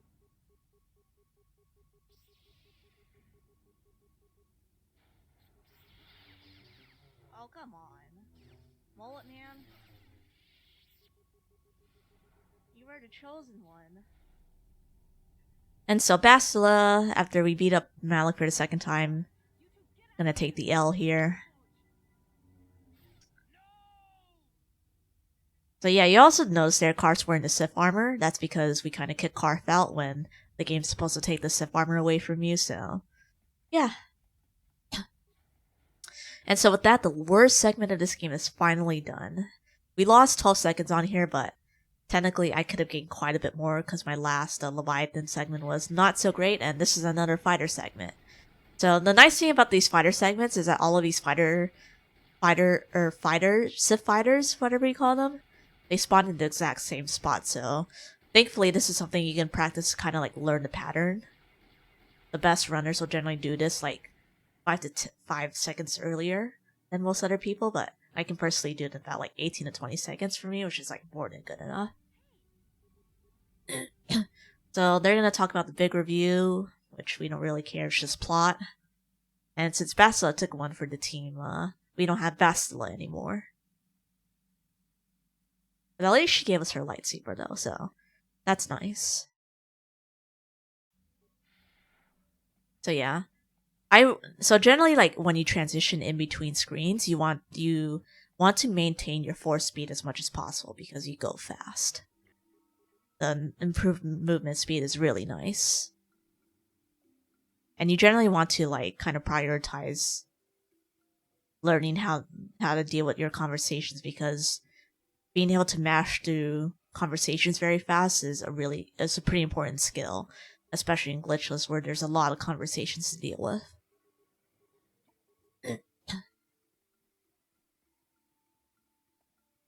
And so here's the last planet, Kashyyyk. We do Kashyyyk last, as I mentioned before, because we want since we did the big reveal as Revan, normally if you did this before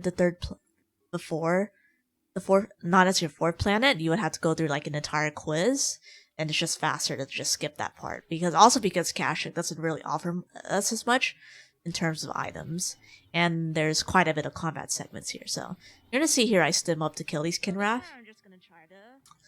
Kashyyyk is also infamous for being a big time waste because we frequently have to later on bring party members with us, and there's a lot of monsters around here that pretty much just like to troll us, so I consider this like also as one of the tests of a true Jedi force jump strength. So you'll notice there, like, so this game likes to kind of like try to target the last enemy, which like generally translates to like you kind of force jump backwards like this.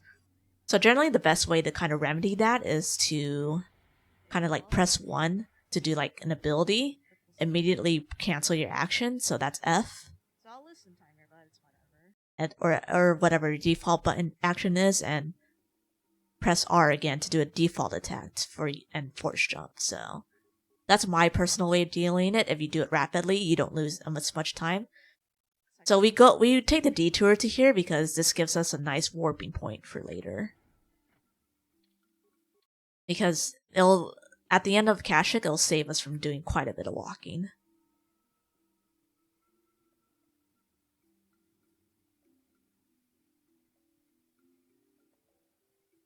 And so now here's pretty much a big walking / force jump simulator.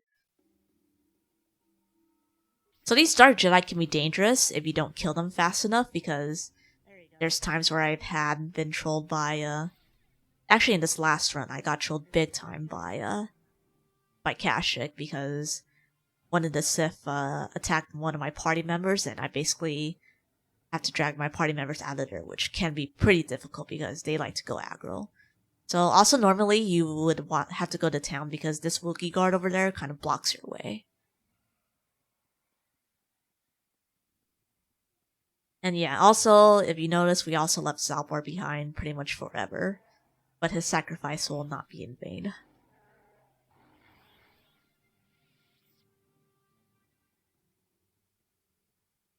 So yeah, here we can pretty much like skip most of the fights here. We talk to this person to get down the hatch. So there's some time shifts here because where you level up can kind of slightly differ based on like any roaming XP that you get. So generally, like if you see like any time discrepancies that I might not mention because maybe I'm ahead, that's because of that's because of where I level up.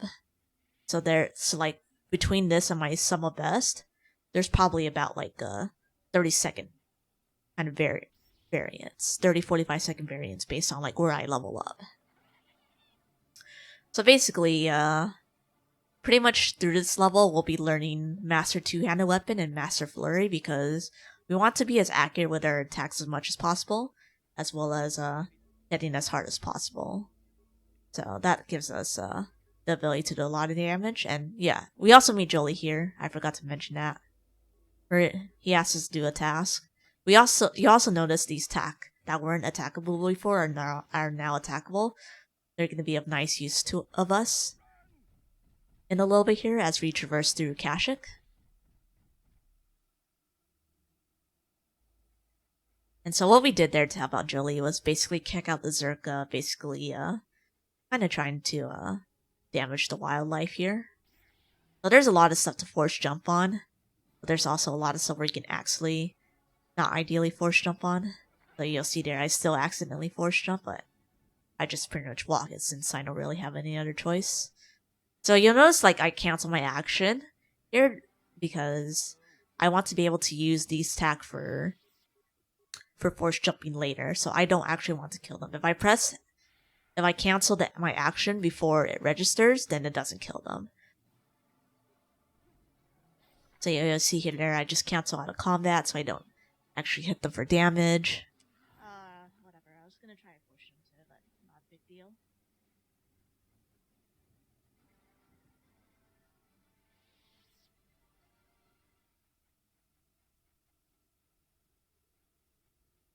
So pretty much for this segment, we kind of want to try to force jump to as many attack as possible here, but by not killing them. Because we kind of need them for later to be able to easily force jump over.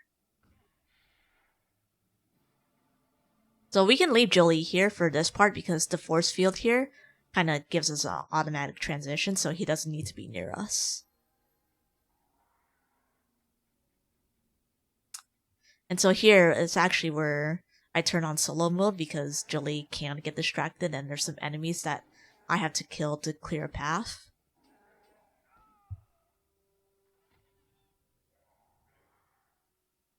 So this is another unskippable cutscene here.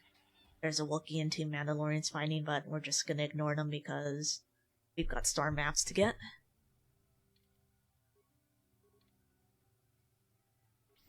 So you also notice for the majority of this game, I stay on the light side. That's because the Solari crystal here is restricted to the light side, so we always want to stay on the light side as much as we can. So I stem here to kill these Viper Kinrath because they're pretty much in our way as the ones near the entrance, and since Jolie's gonna be walking with us pretty soon, being teleported to here, we kind of don't want him to get caught up in trying to kill stuff. I have tried to skip it before, but I deemed it as too risky for the time save that you get from it. So now that we've been revealed as Revan, we pretty much just immediately we can pretty much immediately open the star map without any hassle. And then now we can pretty much just like slowly make our way out of here. Which also can be one of the bad parts of this run because, like I said, you can have random monsters basically follow you to where Jolie pretty much will try to get distracted. So you'll see there I learned force resistance and force energy resistance. We don't really use it, but they're the most convenient skills to learn because we want first level. We want to have access to night speed without having to press shift plus 3 to shift through or shift plus 4 rather to go through force powers. And so now here, thanks to me not killing attack, I can pretty much just kind of start killing them on my way back. Ideally, if I see like any nearby attack, I kind of want to try to kind of like chain target them, because when you kill an enemy with force jump, your force jump timer kind of resets. So as you saw like on the Leviathan earlier when I was after Saul, I kind of did like a chain stun or like a chain force jump between each of the 3 Sith that were there to be able to get to like the other side as fast as possible. So also here, like basically for a lot of the upper lands area, like or lower Shadowlands area, I can keep Jolie here because I have to talk to someone to be able to transition to a different area.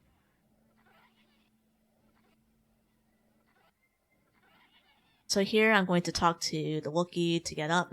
I didn't realize it in this PB video, but you can actually also talk to the little docks that, or the little like hanger thingy that it's on, so that you can automatically transition over without having to be out of combat to talk to them. So I also turn on solo mode here because later Jolie's going to be teleported to us. And we there's a lot of enemies on the way, so we don't really want to kill them all.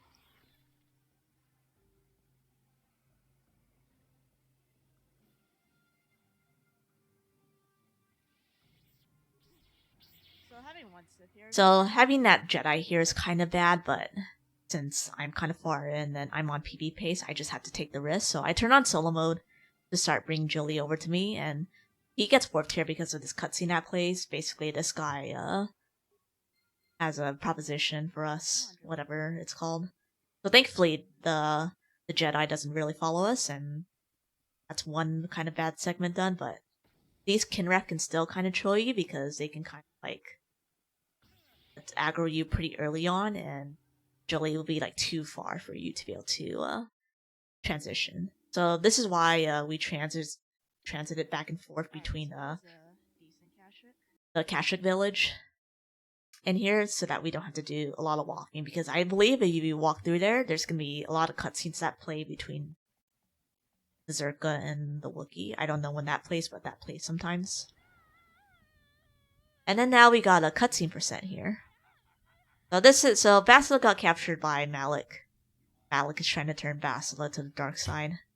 This is all cutscene percent, so I don't really care about that.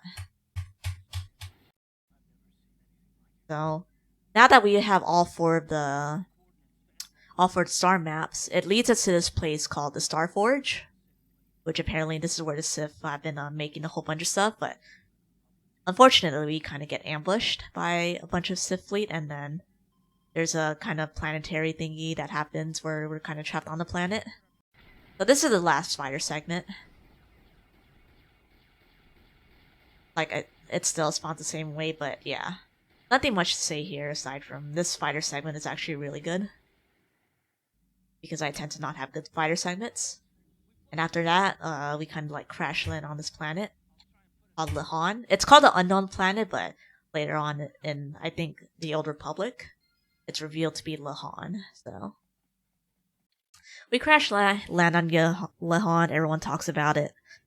So here's one of like the major, or like the major little skippable fights that we do.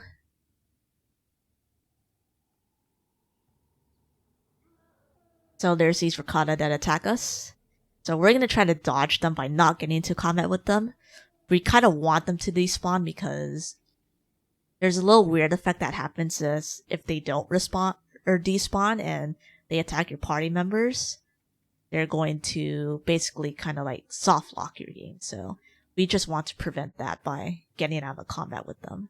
So getting out of combat with them tends to put them out of combat, or tends to despawn them really fast.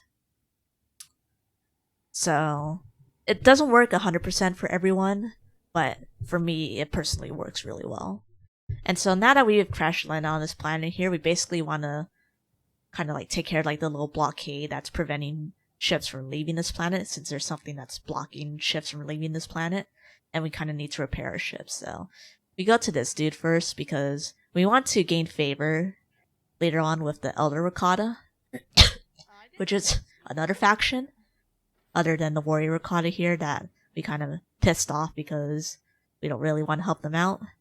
So we tried to stay out of combat here because we want to talk to this Elder Warrior so that he can get out of here for plot armor. Maybe my RTA is gonna be higher since I'm doing that. Oh well.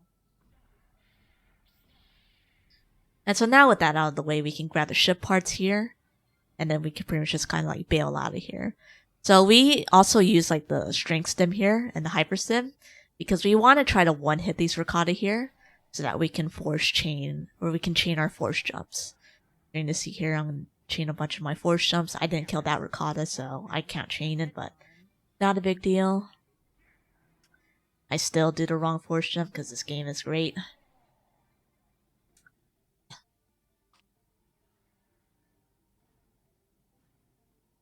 So you're gonna see. So yeah, the Saul here was actually like a massive time save because my PB had a very bad Saul segment, despite it being 157.03. So, and so now with that out of the way, we just need to make our way to the Elder Ricotta stronghold to basically talk to them and convince us to open the doors to the temple that you're gonna be seeing here in a second.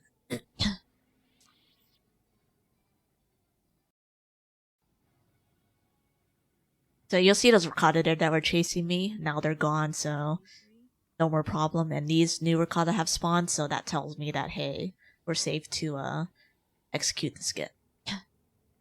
Or execute, not the skip, but like the encounter, or the encounter skip. And so now we're pretty much just basically running through mobs here. Nothing special on our way to the Elder Ricotta stronghold.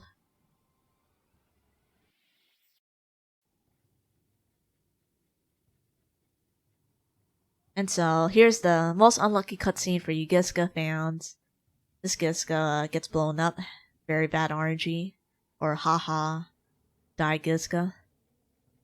There's ship parts at the bottom there, but it's guarded by quite a bit of minefields, and we do not want to deal with this. So that's why we looted the other ship parts. Because had we looted the other one, we would have to spend some time healing, and having to wait around for heals is time waste. So those Rancor that you saw earlier can be dangerous. They deal like around 40-50 damage to you, which is a nice chunk of your HP, so it's good to be careful when you're running around that. And so basically now that we saved one of their crew, they're gonna basically kind of convene and agree to help us out to open the doors. So yeah, most of pretty much like the last 3/4 of this is last 30 minutes or so. This is basically a lot of cutscenes and running around. But it's still a crucial part because there are some troll segments still that can make you lose time.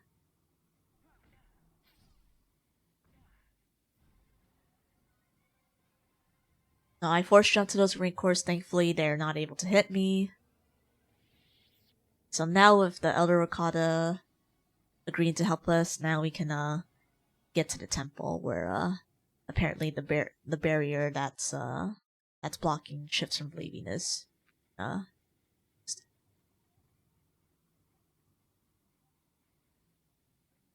so more plot line here, but these guys or these Ricotta here did a ritual.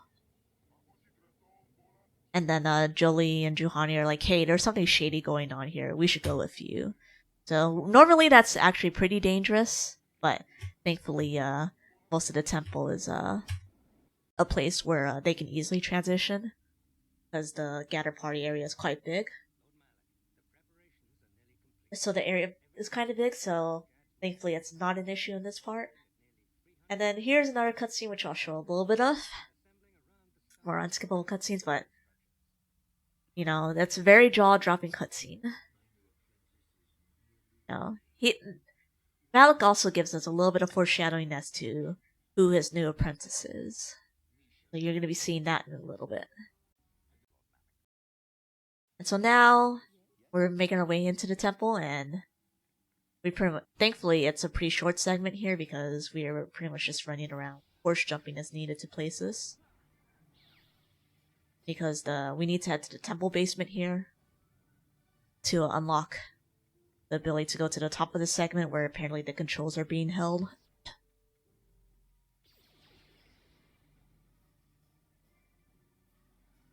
So yeah, I was able to leave.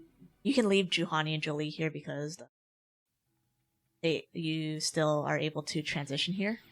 So I kill these two guard droids immediately because party members will get distracted. And so we're gonna open this temple door here. And so this is one of like the little light up puzzles here. And like where you have to make all this light up all the squares here, but you make an H shape here, and that's literally it for the puzzle. And so now we need to talk to this computer to open the doors to the summit.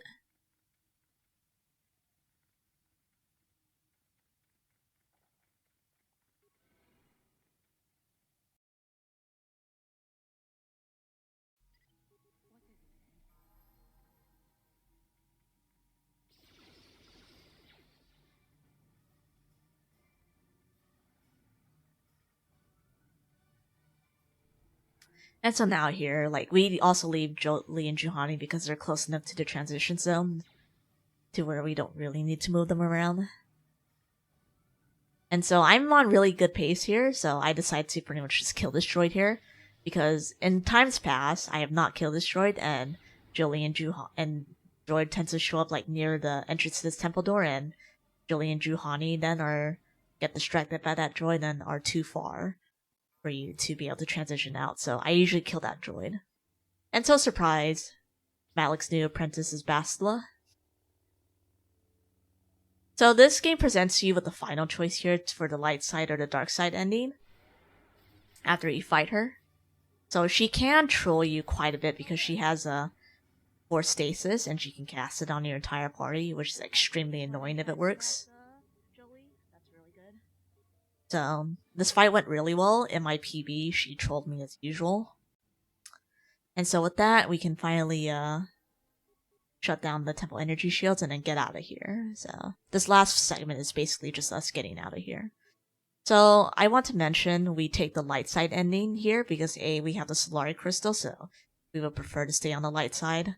And B, the dark side option is actually over 3 to 4 minutes slower than the light side because on the dark side portion, you would have to take Bastila with you. And the last part of the plan is very bad if you have to take party members with you because this basically means that you have to kill everything in your way since you have to have your party members with you to transition zones. So that's why light side is the choice for glitchless since you don't have to deal with any fighting segments, which honestly is a waste of time. So now here, since I know that we've escaped or that that first spawn or Rakata spawn has despawned, I can pretty much just like immediately just run here. Because if had I done this wrong and they were still attacking, this would have just been a black screen. And I would have had to reload the backup save. So now they come over here telling about what happened to Bastila. Fun stuff. And so now here that we got with the parts that we got earlier, we can repair the hyperdrive here. So all in all, this Lahan segment is pretty good.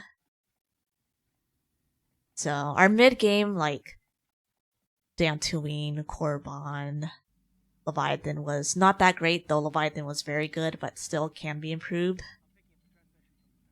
Was great.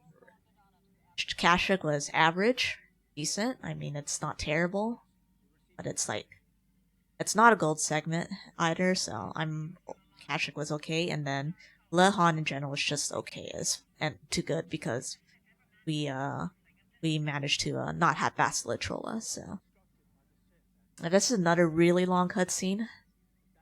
This is generally a nice cutscene where people can take your bathroom break, etc. So yeah, all in all, Terrace was good. Even though Volcar base wasn't perfect, the rest of the segments were pretty good. Enough for me to take a Terrace on my time. And so basically this last part is Clark warning Admiral Dodonna about the Starforge. And then for them to basically send a fleet to go tackle it.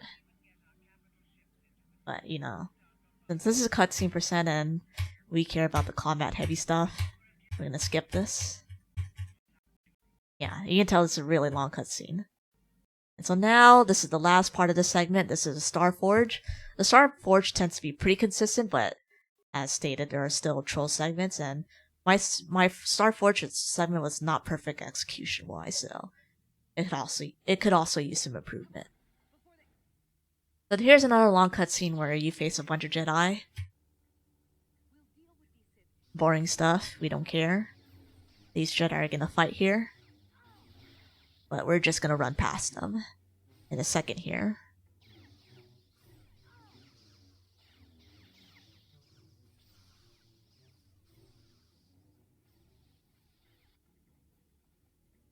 So this place is probably a good bit of cutscenes, but thankfully I will skip over most of the cutscenes. Thankfully, since we go alone here because we do not want to take party members with us to kill like half of the entire Starforge, we pretty much optimally skip pretty much almost all of the fights except for like the required fights.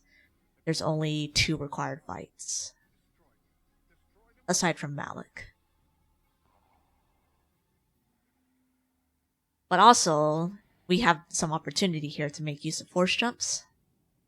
And then there's going to be a little tech that we do in upcoming here right about now. So we're going to ignore these assault droids. And so here, this door is kind of pre-programmed to kind of knock you on the ground. You notice I use an alacrity there. I quick menu an alacrity to basically preserve my force speed. Because after that, you tend to go a little bit slower. So that's why I put on the alacrity there. So I'm going to force jump to this assault droid. And to that assault droid. And then coming up here, we're going to play some more unskippable cutscenes. We're just going to skip this because we don't care. More victims. We didn't ask. So yeah, you can skip this part too. You can pretty much just go this way. To deck 2, I believe. And you just force jump to there. So I recast force speed here because I know it's gonna run out soon. So as soon as we get here, there's gonna be more boring cutscenes where Malik talks to one of his captains, whatever you call it. So. All right, no slow, please. So this is another trolley section because these dark Sith here all around you can poison you and basically force slow you, which is really bad because. Not because you die, but because you get trolled. So that's why in there you'll notice I cast Force Valor, or Night Valor I should say, because I want to reduce the chances of getting hit by a bad force power as much as possible. So now here's the last usage of spikes. That's why we grab the spikes from Manon here. We pretty much need to open the gateway to the command center and also disable the sentry guns because those sentry guns are really bad. So yeah, basically the motto of this place here is you want to get out of here as fast as you can. You just want to force jump, you just want to get the hell out of there and quickly make your way to the next area. So you also notice there's sometimes like when I wait for a door to open, it takes like 2 or 3 seconds for a door to open. I'll take that opportunity to stim up or like use a med pack if I'm low on HP, and yeah. Another cutscene with Bastila and Dark Malik. Bastila's guarding that place. You know, Malik wants to test if Revan can undertake the obstacles of the Starforge, which we can, of course, because we're good at this game. And so now this is the pretty much last map that we're on before facing Malik. We're going to skip these guys, so that single spawn can either be a trooper or a Sith. I want it to be a trooper because obviously they can't stun me or anything like that. they'll just try to hit pot shots at me. And this is gonna be like hopefully the last usage of stims in the game, because we're gonna be facing here a set of triple sif. These triple sif tend to be pretty annoying because they like to force push you, and force pushing you basically interrupts your actions. So generally you want to try to cast Night Valor here and Force Resistance so you don't get it.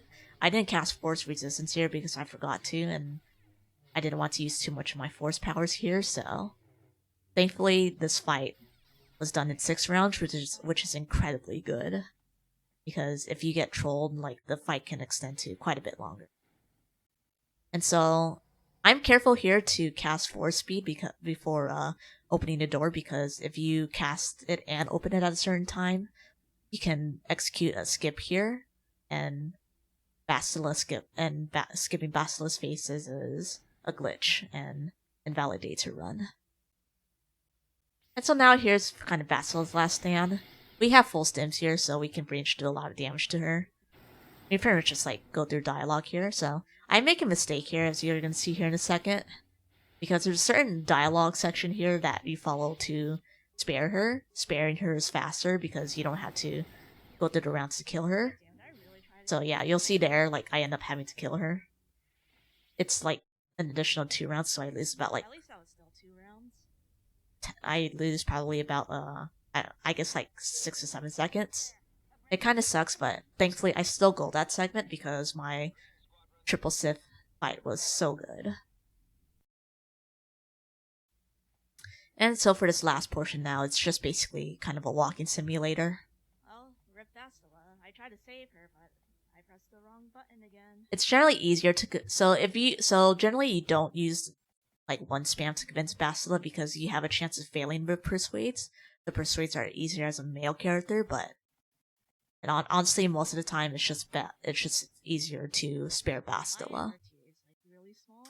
And so here's another boring cutscene where Malik kind of shows off his Jedi power, or his Sithly powers by killing these Jedi here. Great to know. And then he summons a bunch of droids to go after you, so let's just get this cutscene. I skipped a little too far here, and then we're gonna bash open these doors because it's faster. And then I'm gonna cast Night Speed to keep it up. And this is final boss, so I cast Force Speed and Force Valor here to upgrade my damage. So what Force Valor does is increase all of your stats by 2, so it's just generally just like very useful to have for combat or like for running through a bunch of stuff. So Malik is generally a pretty simple fight here, like mechanics wise. You don't have to do anything fancy. You just spam Master Flurry and hope his HP and hope you hit. So so we hit him below 50%, below I think 33% to trigger his second phase. So his second phase, he kind of talks about like these Jedi here in stasis, also known as Jedi popsicles. So basically, he basically shows off that he drains life from them. You also notice for our very last level that we learn Drain Life. And this is purely for this fight. Because when we drain life, we actually gain our full force and full HP back, which is pretty nice. So you'll see here, I pretty much just take the time to basically use Drain Life on all of the Jedi popsicles. I did a little mistake there because that kind of movement is a little bit precise. And then once all of these Jedi popsicles are done, we can pretty much take care of Malik here. So another mistake here is that I casted Valor instead of Night Speed. Night Speed will give me more damage overall. So that's pretty much generally, I believe, the reason why I missed the 155. But not a big deal because my goal here was and this segment was sub 2 RTA and I achieved it. So yeah, the time ends when the screen fades to black after defeating Malik. And that's Knights of the Old Republic Glitchless. That could have been sub 156.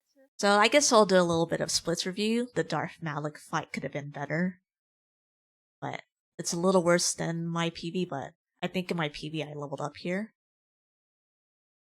which is why. So like I noticed during my run that my XP gain was quite early, so that's why I lost time here because I did a really early level up to 11 or level up to 12, which is generally like the last level that you take in this category, since you only reach about level 12 in this category, which is all you need because you have all the equipment that you need. Early game Terrace was pretty good. So, I mean, Terrace is probably like the biggest RNG reset point for especially for top runners. So like ideally you kind of want like a sub 26:10 or so roughly if you're going for like near world record times, but you can make do with a little bit worse, but honestly when times get much more optimized, you're gonna have to be a lot more strict with your Terrace times because I got lucky with a very good Sith Governor fight as well as a Sith Assault Droid fight because not having ideal fights for it adds quite a bit of time. And that made up for the kind of bad Volcar base segment there because the triple turrets were second try. Even though the droid was first try, the triple turrets second try was kind of not ideal. I also lost pretty much like around 15 segments to having to fix my bad party AI here, which is pretty unfortunate because it's a pretty significant amount of time loss, but like I said, it's kind of RNG whether or not they cooperate with you, so not much I could have done there. I basically think I recovered it to the best of my ability. So, went on here, I gained some time, I think just by not leveling up, I guess by pretty much better movement. Lasho was also pretty good, considering I leveled up too. Korriban, I lost like, again, 15 seconds or so to Udar force choking me, which took me out of the fight for a little bit. I lost some time on the Sand Chieftain fight. Also on my PB, I got ambushed once because I got ambushed again. So the time difference here is a little even, but I would like to have saved 10 seconds here by not triggering the cutscene. The end Tatooine was just fine. The Sol was like the defining factor that pretty much made this very close to 155 pace because this segment I had lost quite a bit of time. Leviathan split was not great, but you know, at being like 41 seconds ahead still, despite Bastila trolling me, was the best I could ask for. The first part of Kashyyyk was kind of okay because I kind of trolled myself by force jumping all over the place, but you know, it was okay. The fighter segment I believe was a little slower than I would like, but again, it's fine. And then thankfully the end of Kashyyyk was pretty good since I had time to save there because in my PB prior to this, Jolie had kind of gotten distracted and I had to basically drag Jolie out of there, which lost me like 15-20 seconds. And other than that, the Lahan was very good. I don't think I could have asked for a better Lahan in general because Bastila did not troll me. And then the Star Forge is mostly good except for getting Bastila killed again, which I could have saved like at least 6 to 7 more seconds, and then Malik fight was okay, especially because of my mistake. But otherwise, that's pretty much the Knights of the Old Republic glitchless in 156.02. I can still save about like a good 30-40 seconds. So I think my very end time would be like a low 155 or maybe even like a 154. I think a mid 150, 153 or like a mid 154 is very possible.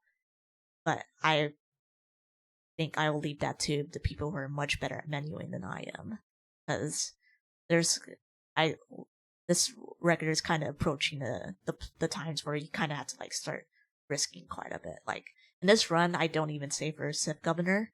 I still save for the Rancor part because I kind of have a superstition that saving once kind of manipulates the RNG on that case, so that I can easily skip the Rancor. But if you can skip the save on there and still get it, that's probably around like 2-3 seconds save.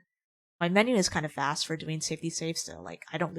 That's why I do safety saves because it doesn't lose me that much time if I have to reload it. But generally, if I die once to the Rancor there, I just am kind of like on a reset mode.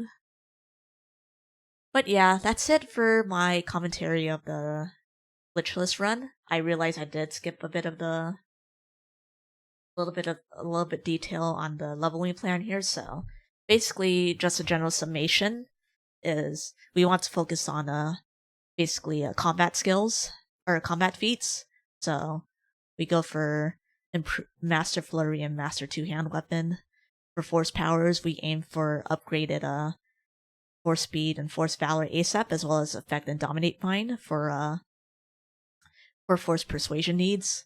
We get Energy Resistance and Force Resistance because there's no really better abilities on at that certain level, and it's just a convenient ability to get. Force Resistance is nice on a Starforge, and Drain Life for the final fight.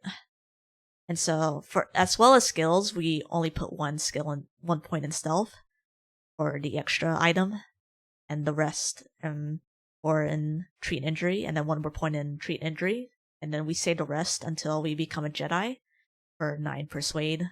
Then we go up to 11 persuade, and then after 11 persuade, we can just put the rest of our points into treat injury. So generally, yeah, that's basically it for this run. So the next one I'll be doing is Knights of the Old Republic 2. So I've recently done a pretty nice rework of the route.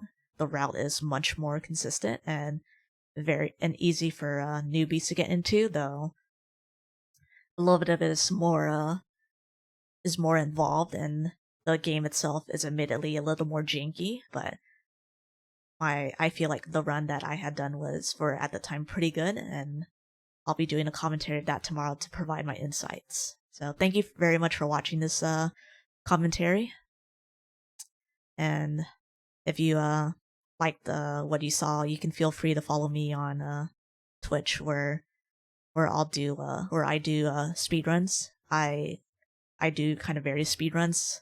I do Coder speedruns. I do Pokemon speedruns. I do Octopath Traveler speedruns, and I'm looking to branch out eventually into Mass Effect 1 and Dragon Age. So thank you very much for watching. If you like what you saw, feel free to check out my social media links if you want to see more of my streams, etc., or like you just want to follow me on Twitter, etc. So thank you for watching. I'll see y'all later.